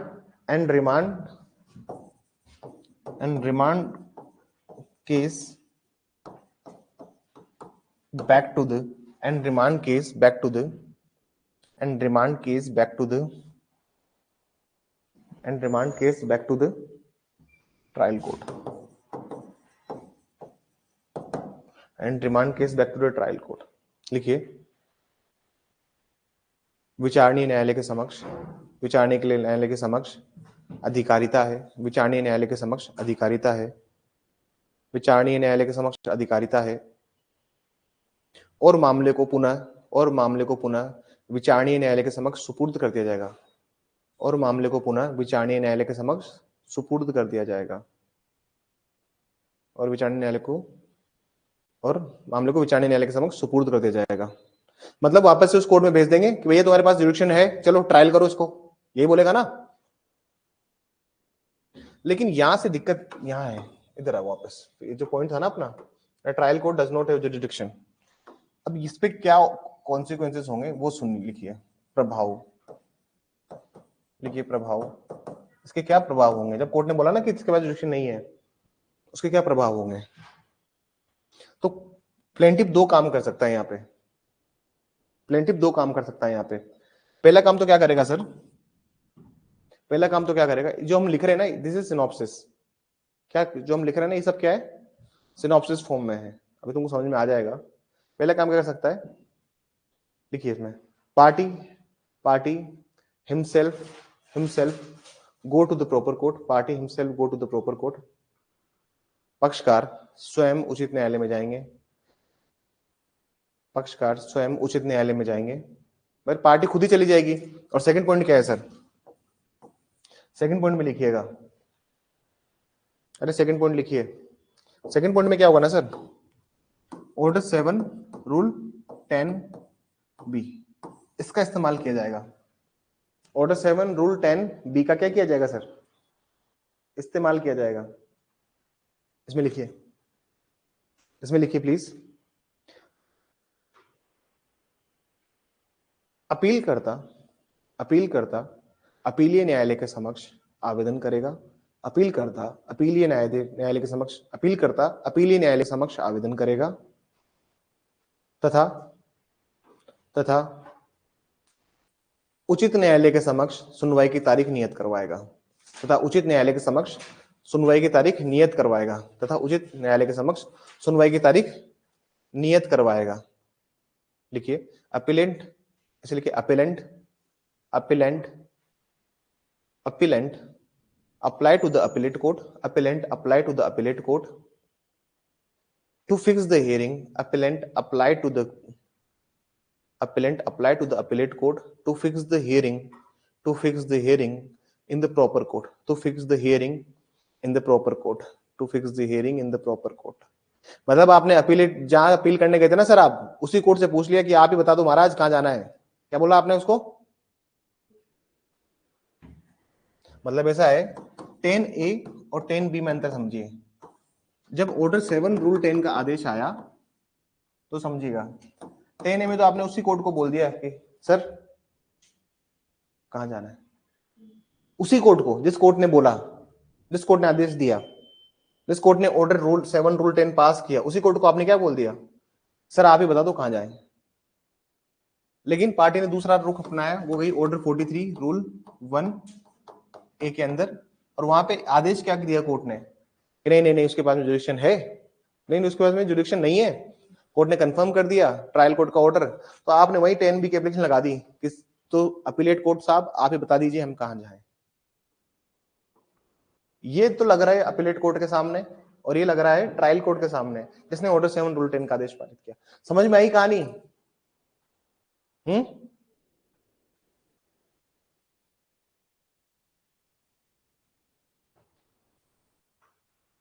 समझ में आई? आसान है यार, कुछ बहुत डिफिकल्ट थोड़ी ना है, तो एक बार पढ़ना तो पड़ेगा ना। और इसको बोलते क्रिस्टल क्लियर, कि एक पॉइंट भी ऐसा नहीं है डाउट माइंड में अटक गया हो। अब समझ में आया क्यों क्यों पूछा जाता है इंटरव्यूज में इतना, क्योंकि टेक्निकल है और प्रैक्टिकल है। बात समझ में आई आपको? ये पॉइंट देखिए बहुत डिफिकल्ट नहीं है, आसान है, तो समय दीजिए बस। आप समय नहीं देंगे और आप, अरे आजकल की जनरेशन की दिक्कत यही तो है, 15 सेकंड की रील्स में बोर हो जाते हैं। कहाँ 15 महीने का कोर्स किया जाएगा इनसे? तो तुम्हारे अंदर वो आग होनी चाहिए कि नहीं यार 15-16 महीने मेरे को लगना है, अगला एडजस्ट मेरा है। वो आग लेकर अगर तुम चल रहे हो तो तुम जिंदा हो। थर्ड पॉइंट लिखिए, थर्ड में देखिएगा, इसमें लिखिए plaintiff apply to the trial court, plaintiff applies to the trial court, plaintiff apply to the trial court to fix the date in proper court, to fix the date in proper court. वादी द्वारा विचारणीय न्यायालय के समक्ष आवेदन किया गया है, वादी द्वारा विचारणीय न्यायालय के समक्ष आवेदन किया गया है, वादी द्वारा विचारणीय न्यायालय के समक्ष आवेदन किया गया है उचित न्यायालय में तारीख नियत करने हेतु, उचित न्यायालय में तारीख नियत करने हेतु, उचित न्यायालय में तारीख नियत करने हेतु। तो मतलब हम किसकी बात कर रहे हैं सर? ऑर्डर 7। अब समझिएगा लॉजिक।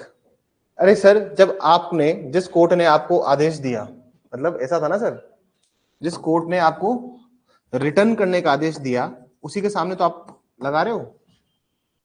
जब आपने उसी कोर्ट से पूछ लिया तो फिर आप हाई कोर्ट क्यों जाओगे? हाई कोर्ट जाओगे क्या अपील के लिए? पार्टी के पास में दो ऑप्शन थे, या तो उसी कोर्ट से पूछ ले कि भैया तू बता दे कहां जाए, या फिर दूसरा ऑप्शन क्या था, ऑर्डर 43 रूल 1A के अंदर चले जाओ। लेकिन जब तुमने ये रूल ये या तो देखो तुम या तो ये ले सकते थे या फिर ये ले सकते थे। तुमने क्या किया सर, सबसे पहले तो अपने क्या समझा, सबसे पहले हमने जो सेकंड कंडीशन थी इसके पहले हमने पढ़ा, पार्टी ने ये वाला रुख अपनाया था। अब एक बार ऑर्डर 43 निकालिए, ऑर्डर 43 रूल 1A, और जो प्रोवाइजो मैंने छुड़वा दिया था, लिखा था ना सिवाय एक्सेप्ट, उसको पढ़ लीजिए एक बार। तो कहने का मतलब ये, जब भैया तुम ऑलरेडी तुम कोर्ट से पूछ लिया तुमने, तो फिर हमारे पास क्यों आ रहे हो? बात समझ में आई कि क्यों उसमें एक्सेप्ट लिख दिया उसने? ये तो क्वाइट लॉजिकल बात है ना सर। अरे लो कुछ नहीं है, लॉजिक, लॉजिक कॉमन सेंस, तुम्हें सब ये आना चाहिए। आप मुझे एक बार बताइए, जब ऑलरेडी मेंशन कर दिया उसने, जब ऑलरेडी उसने चीज को समझा दिया, तो उसको फिर बार बार उसी चीज को क्यों रिपीट करना है? बात समझ में आई?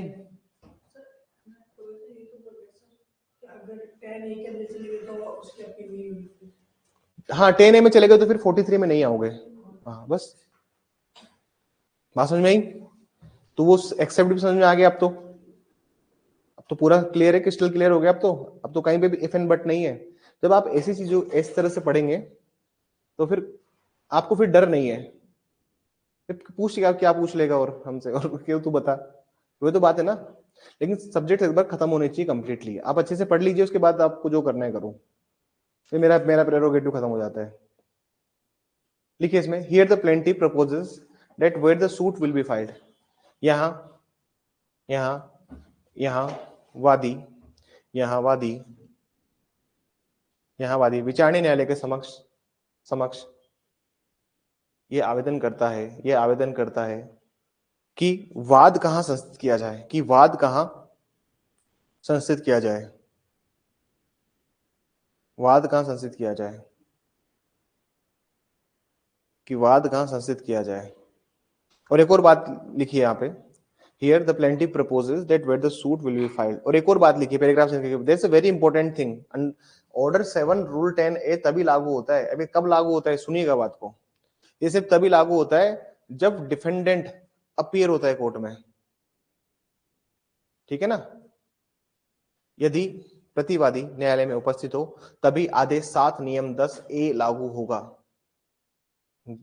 जब प्रतिवादी न्यायालय में उपस्थित हो तभी आदेश 7 नियम 10A लागू होगा।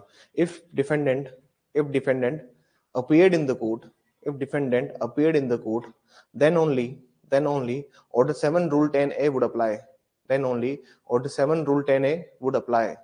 अगर वो सर उपस्थित नहीं है ना, इफ, तो ये नहीं लगेगा। तुम पढ़िए इसमें एक बार, ऑर्डर 7 रूल 10A निकालिए एक बार, ऑर्डर 7 रूल 10A, तो दिखाया जाए आपको इस चीज को भी। अभी डायरेक्ट रीडिंग करवाऊंगा मैं आपके ना, एक बार हम टॉपिक खत्म कर ले, तो तुम कर सकते हो डायरेक्ट रीडिंग। निकालिए एक बार ऑर्डर 7 10 पढ़िए। Subject to the provisions of the rule 10A, the plaintiff shall at any stage of the return to be present in proper court in which the suit have been instituted. For the removal of doubt, it is declared that the Court of Appeal Division may direct, after setting aside a decree passed in a suit, the return of a plaintiff under this sub-rule. Procedure on returning of plaintiff. On returning of plaintiff, the judge shall endorse thereon the date of the presentation and return, the name of the party presenting it, and brief statement of the reasons for returning it. लिखा हुआ इसने। अब 10A पढ़िए, 10A पढ़िए, 10A, wherein any suit after the defendant has appeared, after the defendant, पहली line में क्या लिखा हुआ है, after the defendant has appeared। अगर वो अपेयर नहीं हुआ तो 10A की एप्लीकेशन नहीं लगा पाओगे। फिर आप कोर्ट से पूछ नहीं सकते कि कहां जाना है, बताओ, दूसरी पार्टी भी आई है ना। ये क्यों लिखा हुआ है इसने? देखिए सर, कोर्ट समय बचाना चाहती है। कोर्ट क्या चाहती है? समय बचाना। अगर दोनों पार्टी यहाँ है तो दोनों को ओरली इंस्ट्रक्ट कर दी ना कोर्ट कि चलो उस कोर्ट में जाइए आप लोग, वरना फिर क्या होगा, वहां पे जाके फिर से समन इशू करवाओ, वहां जाके फिर से क्या कराओ, समन। अब आप दूसरी कोर्ट में गए, वहां पे जाके आपको समन इशू कराना है, तो कोर्ट 7 है, कोर्ट तभी जहमत उठाएगी जब प्रतिवादी भी मौके पे मौजूद होगा, ताकि समन का समय बचे। अब तुम मत सोचो कि अगर बार बार कोर्ट का यही काम है क्या, समन भेजते रहने का? हाँ, पागल है क्या कोर्ट? कि एक कोर्ट समन भेज रही, दूसरी कोर्ट समन भेज रही है, तो कोर्ट ये ऑर्डर तभी देगा जब डिफेंडेंट अपीयर्ड है। अब इनको लिखवाऊंगा मैं अलग से, ठीक है ना, अभी हम बस समझ लीजिए आप लोग कि कब कौन से प्रोसेस है, ठीक है। वो अपीयर है, वो उपस्थित है न्यायालय के समक्ष, तो ही ये कार्रवाई की जाएगी। तो मतलब मान लीजिए रिटर्न हुआ है, रिटर्न के बाद में यहाँ पे प्लेंटिफ ने सर क्या किया है, अप्लाई कर दिया है ऑर्डर 7 रूल 10 ए के अंदर। आए हुए थे प्रतिवादी साहब भी आए हुए थे उस दिन, तो उन्होंने बोला सर बता दी कहाँ जाए, ठीक है। कोर्ट ने एक थर्ड कोर्ट में डेट फिक्स कर दी, भाई उस कोर्ट में चले जाओ, फलाना फलाना कोर्ट में, आपकी डेट वहां फिक्स है, ठीक है। अब जब डेट फिक्स करी है, जब डेट फिक्स करी है, तो उसका मतलब ये है कि डेट फिक्स करते ही फिर से समन भेजो, प्लेंटिफ को भी और डिफेंडेंट को भी फिर से समन भेजो। तो इसका उद्देश्य है 710 ए का कि समय बचे। क्या बचे सर? अगर दोनों पार्टीज मौके पर हैं और सामने वाली पार्टी अगर नाकारा है, नालायक है, जैसे उसको पता लगा कि भैया, जैसे उसको पता लगता है कि कोर्ट ने रिटर्न करने वाली है, तो वो क्या करेगा, वहां से उल्टे पांव उसको क्या करना है, वहां से भागना है। क्या करना है उसको, वहां से भागना है। अगर वो वहीं खड़ा रह गया तो क्या हो जाएगा सर? उसको पता लग गया कि भैया ये 710 की एप्लीकेशन लगाने वाला है, इसके पास रिटर्न तक हो गया है, उसको उल्टे पांव वहां से भागने की जरूरत है, उसको भाग लेना चाहिए, उसको एडवोकेट पे भगा लेना चाहिए कि निकल, अभी यहां से निकलने की जरूरत है। बात समझ में आई? अरे वहीं टिक जाओगे तो फिर वहीं टिक गए अगर तुम, तो तुम्हारे सामने फिर समन का जो टाइम पीरियड है भाई डिफेंडेंट तो प्रतिवादी तो यही चाहता है ना कि आराम से लंबा टाइम चलता रहे। वादी की दिक्कत है ना, दिक्कत तो प्लेंटिफ को है ना, डिफेंडेंट को क्या दिक्कत है कि चलने दो। समझ में यही बात? तो सर ये जो प्लेंटिफ और डिफेंडेंट को समन भेजने का टाइम है, देखिए नोटिस भेजेंगे, समन भेजेंगे, तो ये बार बार जो पूरा प्रोसेस होगा ना वो बच जाता है इससे। फिर आप मान लीजिए 3 से 4 महीने का फर्क पड़ जाता है ये सब, अगर 710 एक में प्रोसेस पूरा फॉलो हो गया तो। अब तुम्हें लगता है कि ये वकीलों को नहीं पता होगा ये सब पता ही होगा, वो भी निकल लेते होंगे, निकलो यार। अनलेस एडवोकेट एडवोकेट दोस्त ना हो, दोस्त हो तो फिर रुक जाता है ना बेचारा दोस्ती यारी में।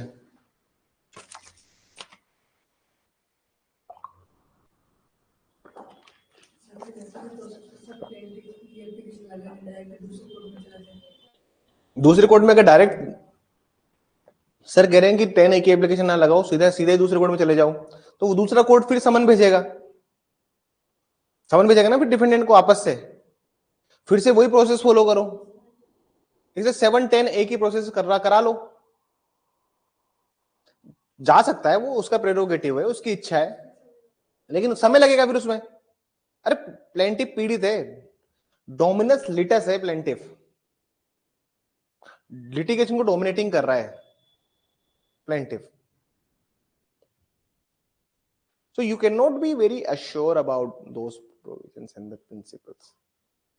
सर अगर वो एनी स्टेज पे जा सकता है, ऐसा है, तो अगर वो डिफेंडेंट एविडेंस के पास जाता है, तो जब वो नए कोर्ट में जा रहा है तो वहां से रिज्यूम होगा, फिर कोर्ट की इच्छा है, कोर्ट का प्रेरोगेटिव होता है कि वो एंटायर केस को दोबारा सुने या फिर जहां से केस सुना था वहां से स्टार्ट करे, क्योंकि फाइल्स तो है ना, एविडेंसेस की फाइल तो ऑन द रिकॉर्ड तो मैटर आ ही गया ना पूरा, तो कोर्ट की इच्छा होती है फिर वो डिपेंड करता है, इट डिपेंड्स। यूजुअली क्या होता है कि अगर बहुत इनिशियल स्टेज पर केस रिटर्न हुआ है तो दोबारा प्रोसेस स्टार्ट हो जाती है, लेकिन अगर एविडेंसेस रिकॉर्डेड है तो फिर वापस एविडेंसेस यूजुअली जजेस नहीं लेते, जहां केस छोड़ा है वहीं से स्टार्ट कर देते हैं। माथा खराब है क्या, फिर से समन भेजेंगे, उसमें फिर से एविडेंसेस रिकॉर्ड करने बुलाएंगे, जितने होंगे उतने ठीक है, जिनमें लंबी हियरिंग हो जाती है। लेकिन इन केसेस तो अभी फाइल ही हुआ है, अभी में हुआ क्या है, बात समझ में आ रही है कि कैसे काम करती है चीजें। ऑर्डर 7 रूल 10 को क्यों ऐसा कहा जा रहा है, क्योंकि देखिए ऐसा होता है कि ये टाइम जो बचेगा, ऑर्डर 7 रूल 10 का पर्पस समझिए। अरे सर लो तो सभी तुम लोग समझ जाओगे, लेकिन लो क्यों बनाया गया है, उसका उद्देश्य क्या है। तो ऑर्डर 7 रूल 10 का क्या पर्पस है, उसका पर्पस ये है कि समय बचे, इसलिए तो उसने क्या लिखा है, where the defendant is present, जहां प्रतिवादी उपस्थित है। और उसका प्रेजेंट रहने का मतलब क्या होता है कि समन दोबारा नहीं भेजना पड़ेगा। बात समझ में आएगी? ठीक है ना सर? तो we have discuss all these principles today. चलिए, मान लीजिए कोई पार्टी है जिसने क्या किया है सर, ऑर्डर 7 रूल 10 ए के अंदर. तो पार्टी क्या करती है यूजुअली, उनको पता है कि 10 ए में भाग जाएगा वो, तो पार्टी क्या करती है 43 में चली जाती है और 43 में जाके 10 बी यूज करती है. अब 10 बी अगर आप देखेंगे ना, 10 बी देखिए,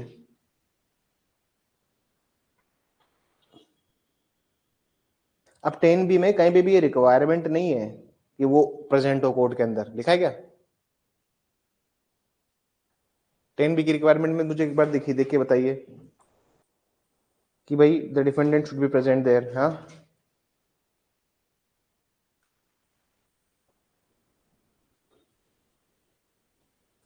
लिखा है क्या 10 बी के अंदर?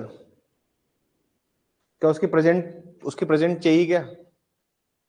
तो पार्टीज के लिए जो प्लेंटिफ के लिए जो विन विन सिचुएशन है वो ऑर्डर 43 में जाना है, न कि ऑर्डर 7 रूल 10 ए में. अरे जब दोनों में से एक ही चीज में जा सकते हो तो तुम कहां जाओगे? ऑर्डर 43 रूल 1 सब रूल ए में जाओ ना, जहां पर कुछ ऐसी फालतू शर्तें नहीं है.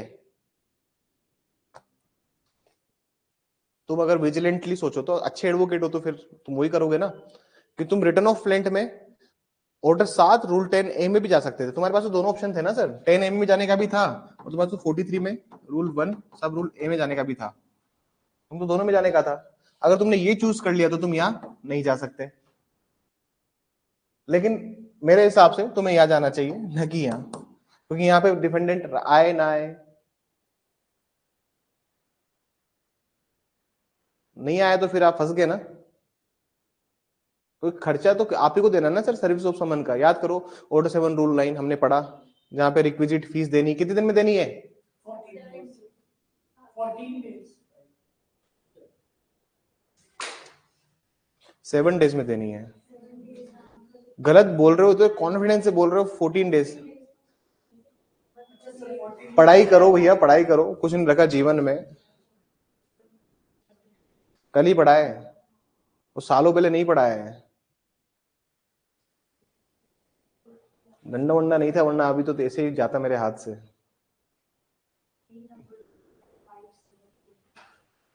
और तुम्हें भी याद रखना, days and numbers are very important here.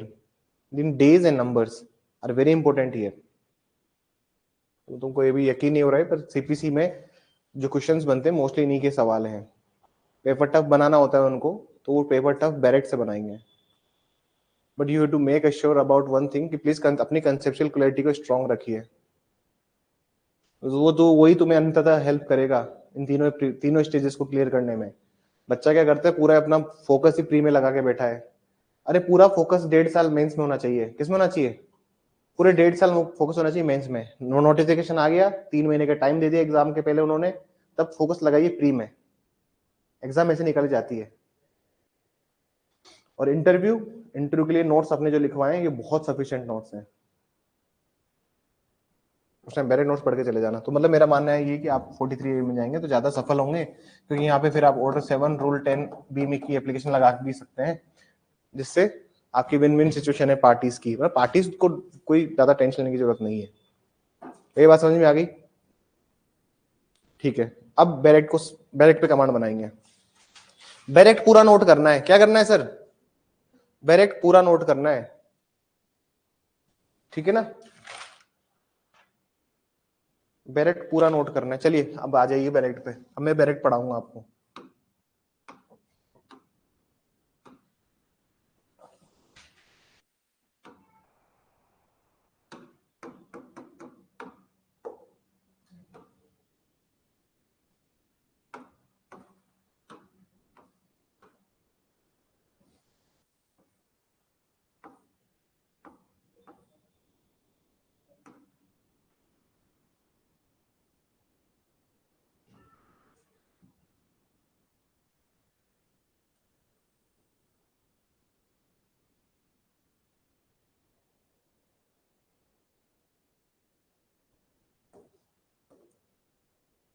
अरे कब पहुंचेंगे इसमें?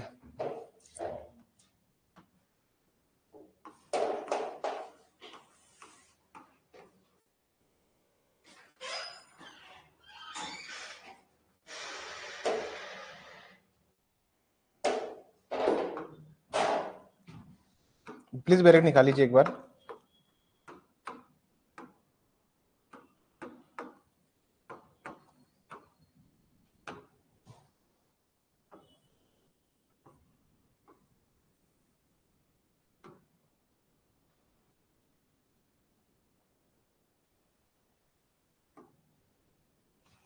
बस सीपीसी के साथ ये दिक्कत है, वी फाइंड नथिंग।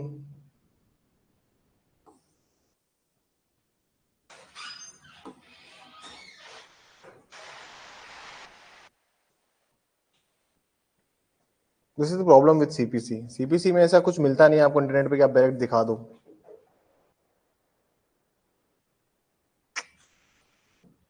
डायरेक्ट चाहिए बस, डायरेक्ट नहीं आ रहा है।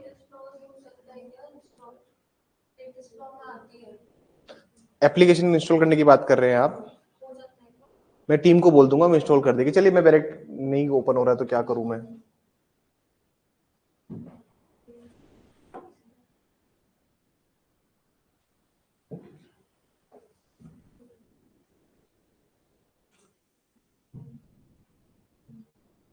सबसे ये सवाल पूछते हैं, ये difference between order 7 rule 10 order 11 rejection and return.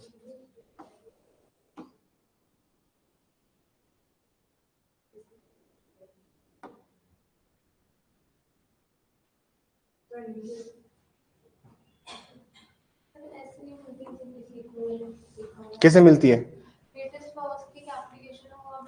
Sir एक बार बैक करना सर, इधर नीचे वो किधर? रिलेटेड क्वेरीज इधर राइट हैंड साइड सर।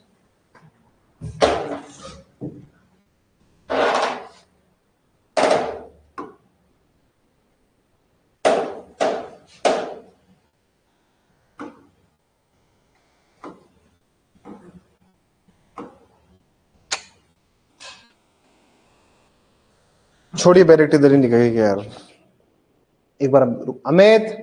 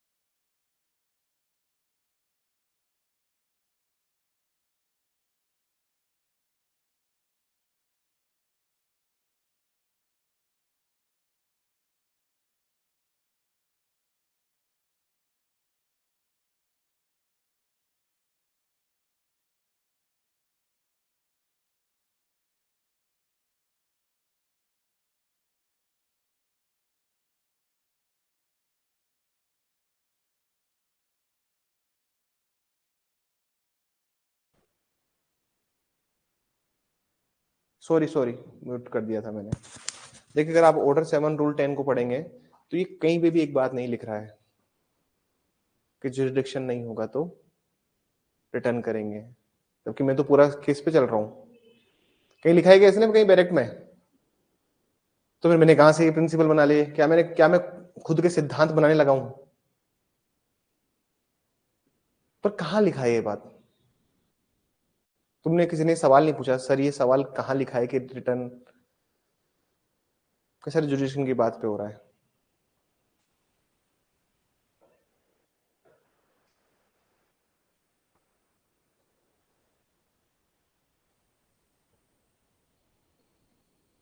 कहाँ लिखा है? ये सबसे इंपॉर्टेंट बात है इसमें। अरे सर मैंने तो कह दिया कि ऑर्डर 7 रूल 10 किस पे चल रहा है? रिटर्न पे चल रहा है। वेरी गुड, निकाले सेक्शन 21।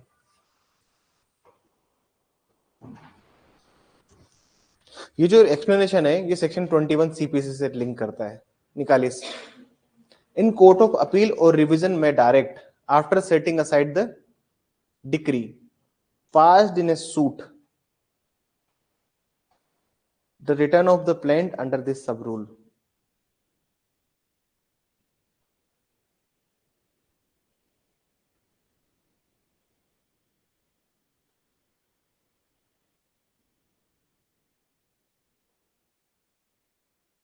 और समझने की कोशिश कीजिए। शंकाओं को दूर करने के लिए इसके द्वारा ये घोषित किया जाता है कि अपील प्रोन्नति न्यायालय बाद में पारित डिक्री को पास करने के पश्चात इस सुनवाई के अधीन वाद पत्र के लौटाए जाने का आदेश दे सकेगा।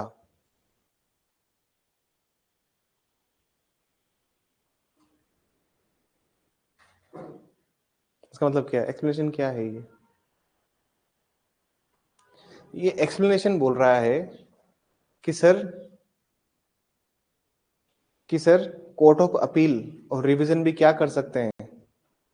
रिटर्न ऑफ प्लेंट कर सकते हैं। क्या कर सकते हैं? रिटर्न ऑफ प्लेंट कर सकते हैं। उनके पास भी पावर है। जैसे मान लीजिए पिक्यूनरी और सब्जेक्ट मैटर जुडिशन का लैक था, अभाव था। आप अपील में गए या रिवीजन में गए और वहां जाके आपने बोला कि sir there was lack of inherent lack of jurisdiction, वहां पे कॉम्पिटेंसी नहीं थी कोर्ट की। कोर्ट उस मामले में रिटर्न कर देगा। एक्सप्लेनेशन जो ये बोल रहा है, एक्सप्लेनेशन यूजुअली क्या कह रहा है? ये कह रहा है for the removal of doubt it is here bye direct declared that, मतलब ये एक डिक्लेरेटरी प्रोविजन है। ये प्रावधान एक घोषणा कर रहा है, घोषित किया जाता है। तो कोर्ट ऑफ अपील और रिवीजन में direct after setting aside decree को क्या कर देंगे? पास कर देंगे। अरे सर एक ऐसे कोर्ट ने डिक्री पास कर दी है जिसके पास क्या नहीं था? जुडिक्शन नहीं था। जुडिक्शन भी कौन सा? पेक्यूनरी और सब्जेक्ट मैटर। तो मतलब अपीलेट कोर्ट भी चाहे तो उस डिक्री को हटा सकते हैं। बात समझ में आई? ये बात समझ में आई कि अगर आप कल को अपील में चले गए या रिवीजन में चले गए, सब्जेक्ट मैटर नहीं था उसके पास में, अरे sir family court title decide कर रहा है कि घर का मालिक कौन है, और ऐसी डिक्री है कि उसको हटा के केस को वापस रिटर्न कर सकता है अपीलेट कोर्ट और रिवीजन कोर्ट भी। पिक्यूनरी कोर्ट 2 लाख तक का मामला था कोर्ट के पास में और सुन लिया सीनियर सिविल जज ने, सीनियर डिवीजन ने। अब ये जो मामला जो उन्होंने सुना उसको भी क्या ये लोग क्या कर सकते हैं? उस डिक्री को करेंगे सबसे पहले सेट असाइड, अपास्त करेंगे और वापस से उसको रिटर्न करेंगे। तो ये डिक्लेरेटरी प्रोविजन है। एक्सप्लेनेशन ये एक्सप्लेन करना चाह रहा है कि अगर आप अपील में जाएंगे रिवीजन में तो सेक्शन 21 में भी यही बात है। सेक्शन 21 भी यही बात बोलता है कि अपीलेट कोर्ट और रिवीजन कोर्ट की भी वही पावर है कि अगर आप इनहेरेंट लैक ऑफ जुडिक्शन के साथ चले गए तो डिक्री होगी सेट असाइड और वहां से किया जाएगा रिटर्न। बात समझ में आई?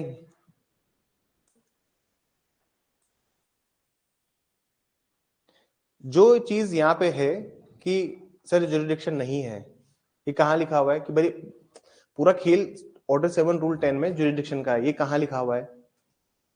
इसके लिए इसने क्या रेफर किया है? 10A क्या रेफर किया है उसने? 21 मत देखिए, 21 का सिर्फ अपील के कोर्ट के रिगार्डिंग था। उसने क्या रेफर किया है? 10A रेफर किया है उसने।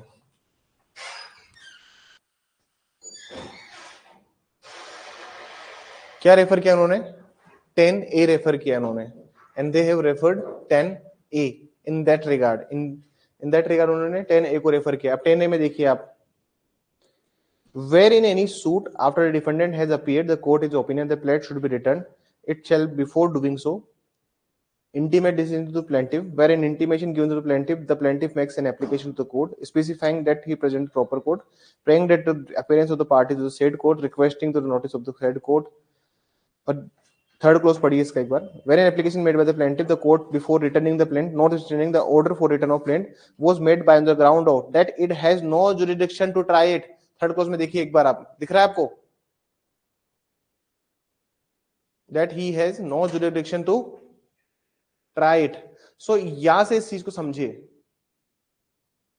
हिंदी में देखिए 10 के तीसरे में देखिए, वाद पर जाने का आदेश आधार पर किया गया है कि उसमें वाद का विचारण की अधिकारिता नहीं थी.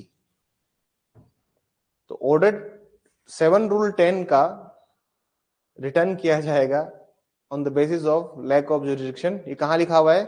10A के थर्ड क्लोज में, क्योंकि उसने रेफर किया है ना sir, subject to the provisions of the rule 10A लिखा हुआ है, उसने लिखा हुआ है ना उसने, नियम तक के उपबंधों के अधीन रहते हुए. तो अधीन रहते हुए तो वही होगा ना सर.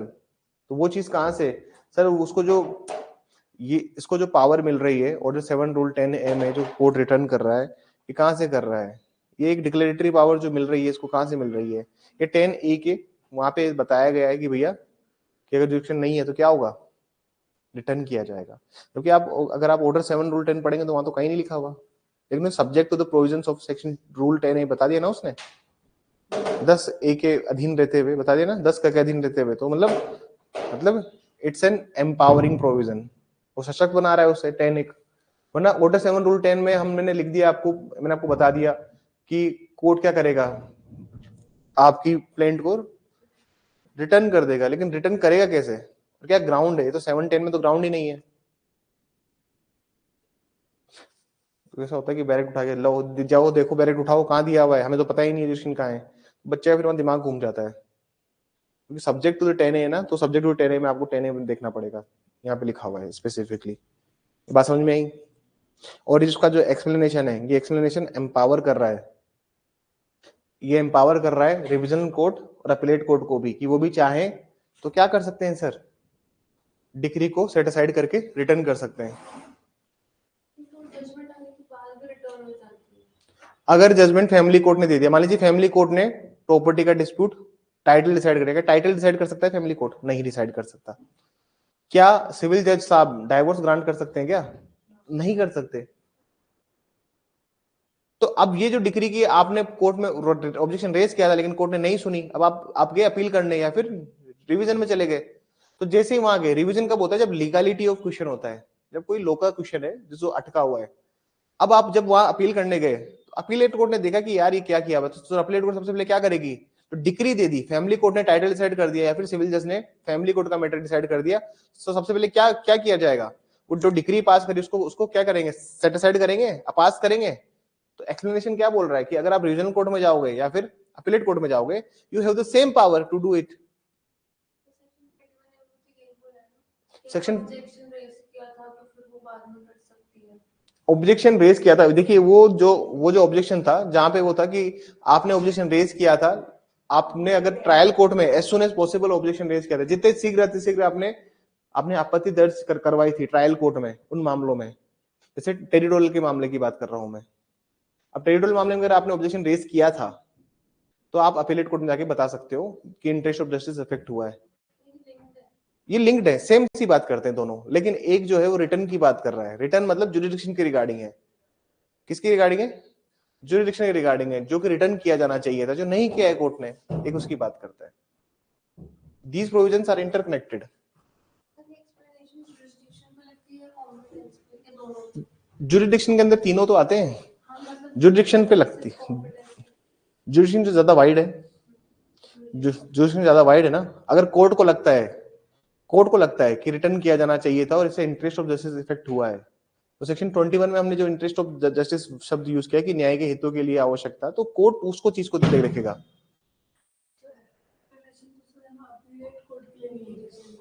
अपीलेट कोर्ट के लिए ना लिखा तो है, appellate court. Court of appeal कौन सा हुआ? अरे कोर्ट ऑफ अपील कौन सा है? तो बस कैसे फालतू सवाल पूछते हो?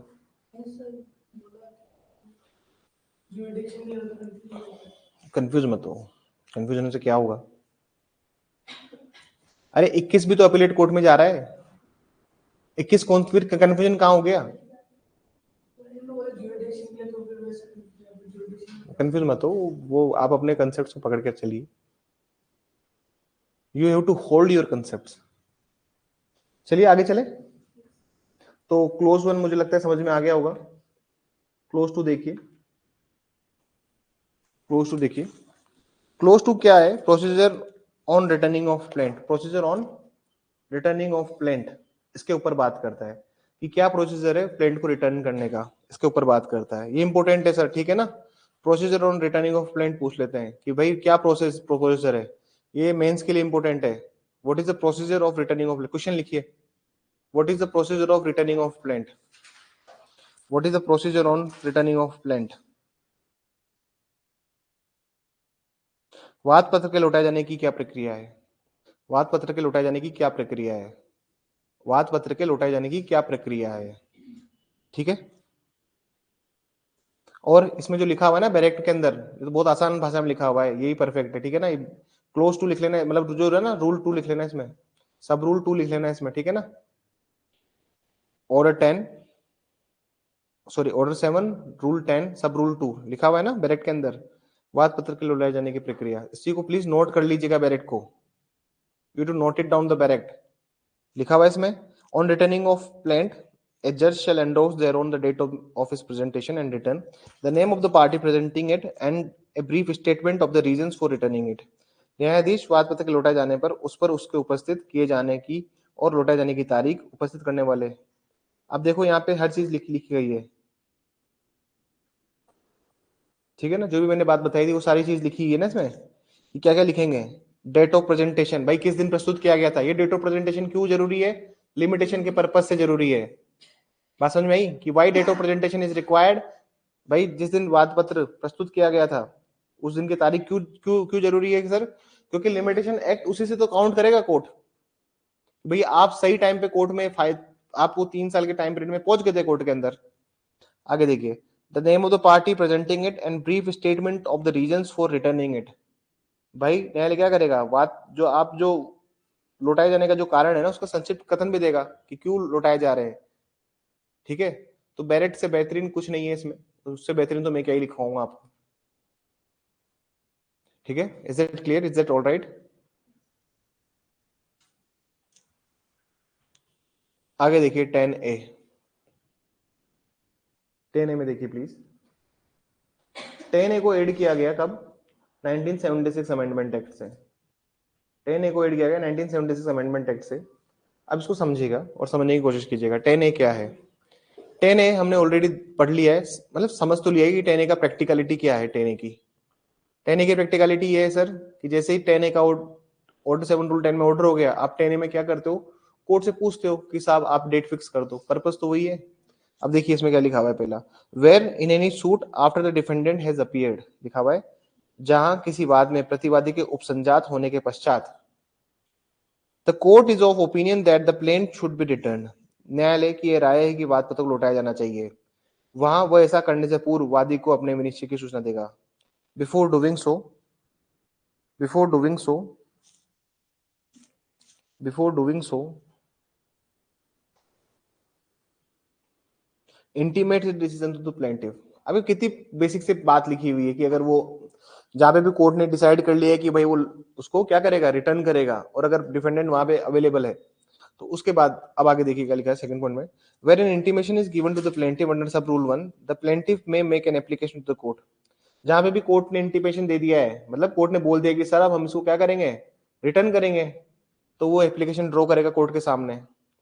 Point number 1, specify the court, application बनाएगा, किस चीज के लिए कोर्ट एप्लीकेशन बनाएगा, प्लेंटिफ क्या करेगा सर, कोर्ट के सामने एप्लीकेशन देगा, किस चीज के लिए देगा वो से देखिए क्या क्या चीज उसमें होनी चाहिए, बैरेट में निगाह बना के रखिए। Specifying the court which he proposes to present the plaint and after its return, मतलब वो कोर्ट को बोलेगा कि सर आप बता दीजिए हमें कहाँ जाना है, उस न्यायालय को निर्देश करते हुए जिसमें वो वाद पत्र लौटाने के पश्चात वाद पत्र प्रस्तुत करने की प्रस्तावना करता है। दूसरा पॉइंट देखिए, praying that the court may fix the date of appearance in the parties in the said court, ये प्रार्थना करते हुए कि न्यायालय उक्त न्यायालय के पक्षकारों में उप संजाति के लिए, मतलब आप ही सर क्या करो, बुला लीजिए इनको, ठीक है ना, ताकि मेरा टाइम खराब ना हो, मेरा पैसा खराब ना हो उनको बार बार बुलाने के लिए। Point number C, requesting that the notice of the date as so fix may be given to him and the defendant, आप ये भी अनुरोध करता है कि इस प्रकार तारीख नियत की सूचना उसे और प्रतिवादी को दे दी जाए। बात समझ में आई?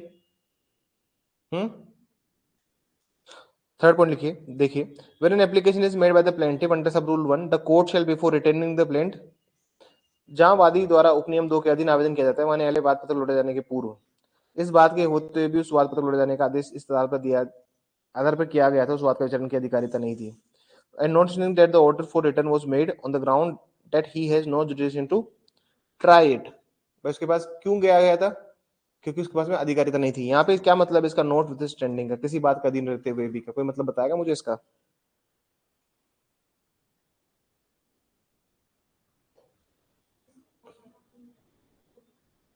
इस ऑर्डर के अंदर ऑर्डर 7 रूल 10 में कोर्ट ने जो रिटर्न किया है सिर्फ उसकी बात हो रही है, बाकी प्रोविजंस की बात नहीं हो रही है। बाकी प्रोविजंस में अगर और भी जगह कुछ ऐसा जहाँ पे कोर्ट रिटर्न कर देता है या फिर कोर्ट बोलता है कि प्रॉपर कोर्ट में जाओ या फिर बाकी चीजें की उसके इसका कोई प्रभाव नहीं होगा। कोर्ट क्या करेगा सर? अब कोर्ट क्या क्या करेगा?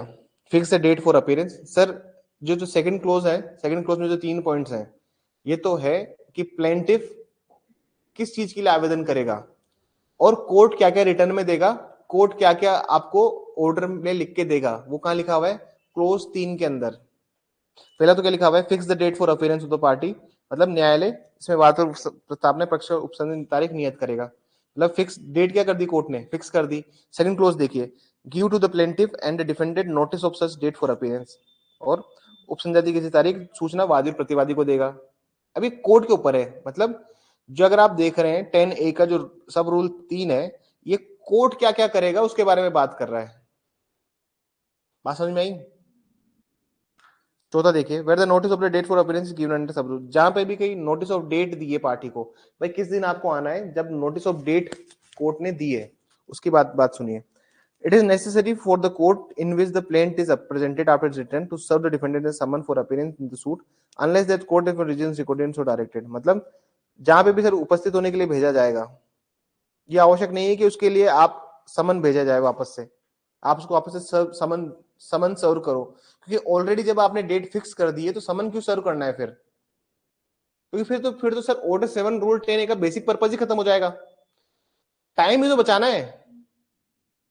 अब जो जुरिडिक्शन नहीं होने की वजह से जो समय खराब हुआ है कोर्ट का, उस समय को हमें बचाना है ताकि बार बार कोर्ट्स परेशान ना हो और पार्टीज को हर्डल ना करे।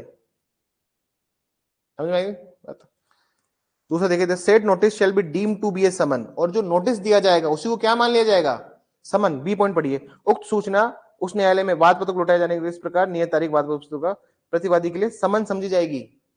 मतलब वो जो नोटिस दे रहा है ना कोर्ट, उसी को क्या मान लेंगे हम लोग? समन। बार बार कौन समन इशू करेगा यार? क्योंकि ऑर्डर 7 रूल 2 का तो पर्पज ही यही है। लॉ को बनाया क्यों गया? क्या बार बार समन भिजवाएं, टाइम खराब करें कोर्ट का? आप क्या चाहते हो कि न्यायालय के पास यही फालतू टाइम रह गया है? You have to write all this provisions. ऐसे बहुत कम प्रोविजन होंगे जिसको मैं तुम्हें लिखने के लिए बोलूंगा खुद, और जिसको बोलूंगा ना तो समझ लेना कि उससे इंपोर्टेंट प्रोविजन कोई सा भी नहीं है। पांचों देखिए, where the application made by the plaintiff under sub rule 2 is allowed by the court the plaintiff shall not be entitled to appeal. Simple सी बात है, अगर भैया उसको स्टे ने की एप्लीकेशन लगा दी है तो फिर वो कहां नहीं जाएगा? अपील में नहीं जाएगा, ऑर्डर 43 रूल 1A में नहीं जाएगा वो। क्लियर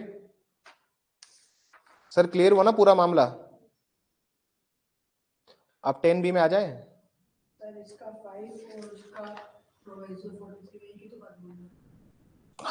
हाँ, they are on the similar line, they are pari materia provision, उसको बोलते हैं। एक ही बात नहीं बोल रहा है, अच्छे शब्द सीखो। हाँ, they are the pari materia provision, they are talking in the same sense. भी कोई चीज होती है जो सेम सेंस में होती है, ये एजुस्डम जनरिस है। एजुस्डम जनरिस पर मेंस में आया है। पढ़ा नहीं पढ़ा मैडम ने आईओएस आपको? इंटरप्रिटेशन ऑफ स्टेट्यूट्स पढ़ाया है ना? हर चीज में मनाही करते हो, पढ़ाया है ना उन्होंने? बस उतना ही पढ़ना होता है, उसके लिए कौन सा ग्रंथ चाहिए? आईओएस की कोई बुक थोड़ी ना है, 10-15 पन्ने का एक पीडीएफ भेजूंगा, उसी को पढ़ना है, कुछ नहीं है। ये सब मेंस में आने वाले टॉपिक्स हैं, एजुचम जनरिस आयस बार, नॉन सुई जनरिस आयस बार, ऑफ द सेम काइंड जो चीज है पेरीमेटेरिया, एक लो ने वहां लिखा हुआ है 43 रूल 1 में जो प्रोवाइजो है वो वही यहाँ है, और वही ऑर्डर 7 रूल 10 ए का पांचवा क्लोज है, पांचवा सब रूल है। फास्ट समझ में आई? हम लोगों ने जो मेहनत करी ना 1-1.5 घंटा इस क्लास के स्टार्टिंग में, वो अब दिख रही है तुमको, अब पीरियड पूरा खत्म हो होते जा रहा है, उसमें कुछ बचा नहीं है। आ जाइए 10 बी में, प्लीज को नोट कर लेना, ऑर्डर 7 रूल 10 10 ए 10 बी को कल से मैं मतलब मंडे को रिजेक्शन स्टार्ट करूंगा। Rejection is very important topic, ठीक है ना? मंडे को क्लास लूंगा मैं, क्यों नहीं लूंगा?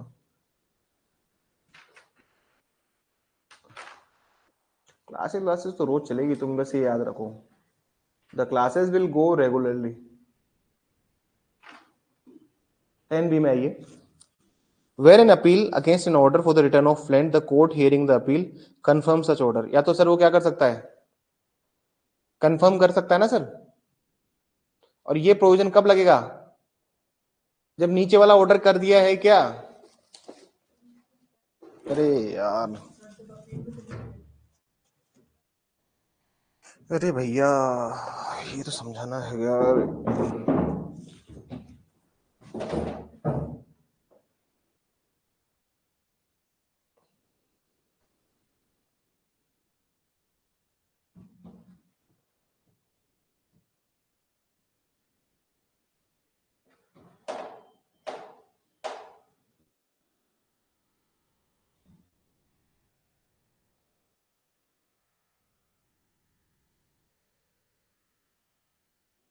वो डायग्राम कहाँ गया अपना वाला?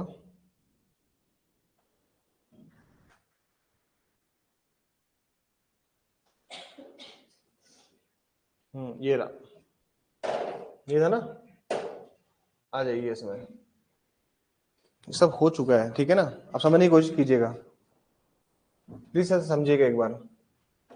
पहली लाइन क्या लिख रहा है ये, where an on appeal against an order for the return of plaint and court hearing the appeal confirm such order. Confirm such order का मतलब क्या है यहाँ पे? कंफर्म सच ऑर्डर है कि कोर्ट ने भी यही बोला है कि ट्रायल कोर्ट के पास में जुरिडिक्शन नहीं है। कंफर्म सच ऑर्डर मतलब अब कोर्ट ने बोला था रिटर्न ऑफ ऑर्डर करो सर, कोर्ट ने ऑर्डर 7 रूल 10 का रिटर्न ऑर्डर रिटर्न कर दिया था आपका प्लेंट, अब उसी को कंफर्म कर दिया, तो मतलब कोर्ट ने भी वो बोला ना कि कोई जुरिडिक्शन नहीं है, तो कोर्ट ने टेक्निकली कंफर्म ही किया ना, कंफर्म सच ऑर्डर। आगे बढ़िए, जहां वाद पत्र के लौटाए जाने के आदेश के विरुद्ध अपील में की गई सुनवाई करने वाला न्यायालय ऐसे आदेश की पुष्टि करता है, वहां अपील न्यायालय। अब आगे पढ़िए, confirm such order the court of appeal में the plaintiff application for desire. अब अगर प्लेंटिफ ही क्या है सर, उसकी जो डिजायर है ना, अगर उसकी इच्छा है आवेदन पर ये वांछा करे तो कि वाद पत्र लौटाते समय ये निर्देश दे सकेगा कि उसे उस न्यायालय में वाद संसित करना चाहिए। while it in the plaint direct the plaintiff to file the plaint subject to the provisions of limitation act। Subject to the provisions of limitation का मतलब क्या, सेक्शन 14 की बात कर रहा है ये, सेक्शन 14 की बात कर रहा है। In the court which the suit would have been instituted whether such court is within or without the state in such a court hearing the appeal instituted fix a date for the appearance। और party क्या करेगा कि जाओ appearance करो। when the date is so fixed it is shall not be necessary for the court when the plaintiff file to serve the defendant a summon for appearance। ये जरूरी नहीं है कि उसको समन भेजा जाए, ठीक है ना? जो रिक्वायरमेंट कहां थी, 10A की रिक्वायरमेंट है, इसलिए जब भी रिटर्न ऑफ प्लेंट हो तो बेटर ऑप्शन क्या है, ऑर्डर 43 में जाओ, ऑर्डर 43 रूल 1A में जाओ, क्योंकि वहां पे क्या है, फिर वो डिफेंडेंट है नहीं, उससे फर्क नहीं पड़ता। समझ में आई तुम्हें? Ultimately you will get something, ठीक है? उसके लिए फिर रीजन कोर्ट रिकॉर्ड कर देगा, ठीक है ना? अब सेकंड सब रूल 2 में आइए, order 10B, order 7 rule 10B के सब रूल 2 में आइए। The direction made by the court under sub rule 1 shall be without any prejudice to the rights of the parties to the question the jurisdiction of the court in which the plaintiff is filed to try the suit। न्यायालय द्वारा उपनियम के अधीन किसी निर्देश से पक्षकारों के उन अधिकारों पर प्रतिकूल प्रभाव नहीं पड़ेगा जो उस न्यायालय की जिसमें वाद पत्र फाइल किया गया था, वाद का विचारण करने की अधिकारिता आपको प्रश्नगत संबंध में है, ठीक है? कोई प्रीजुडिस इफेक्ट नहीं होना चाहिए। प्रीजुडिस इफेक्ट का मतलब क्या है यहाँ पे? कोई प्रतिकूल प्रभाव नहीं पड़ना चाहिए। देखिए ऐसी ऐसी बात है, उसको समझिए एक बार। इसका मतलब ये है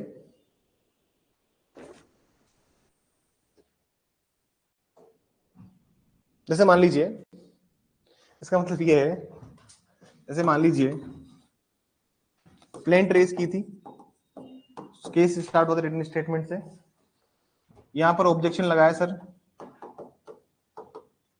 ऑब्जेक्शन में कोर्ट ने बोला यहाँ पे ऑर्डर 7 रूल 10 का ऑर्डर दे दिया, भैया कर दो केस को रिटर्न। देखिए इधर वो समझिए, रिटर्न कर दो। पार्टी चले गई अपील में, ऑर्डर 43 रूल 1A, यहां पे जाके उसने एप्लीकेशन लगा दी ऑर्डर 7 रूल 10B की। अब इसका जो सब रूल 2 है, इसका क्या है सर? सब रूल 2। ये एक बात कह रहा है, सब रूल 2 क्या बात कह रहा है?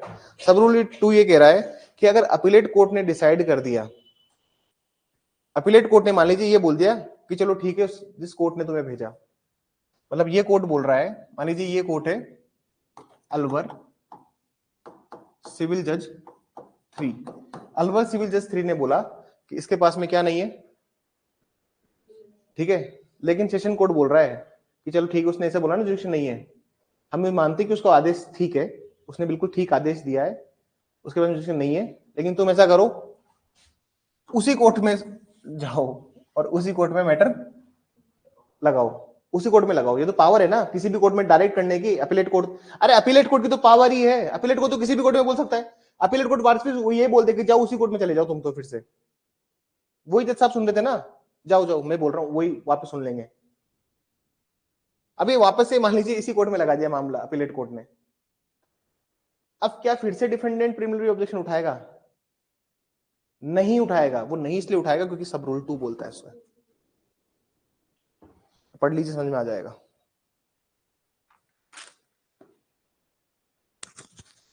The direction made by the court under the sub rule 1 shall be without any prejudice to the rights of the party to the question the jurisdiction of the court in which the plaintiff is filed to try the suit। समझ में आई बात?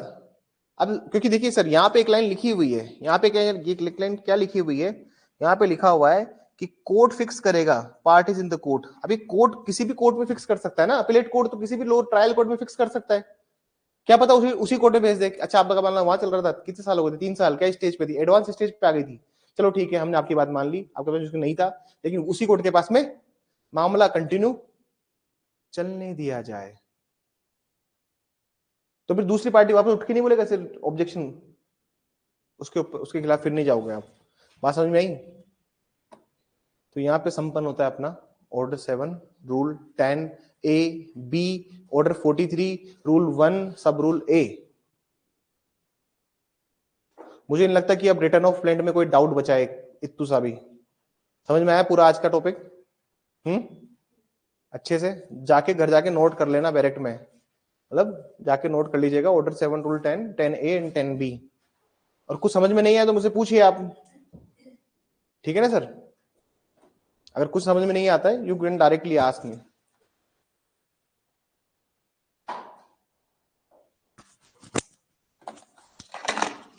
ठीक है, that's all for today.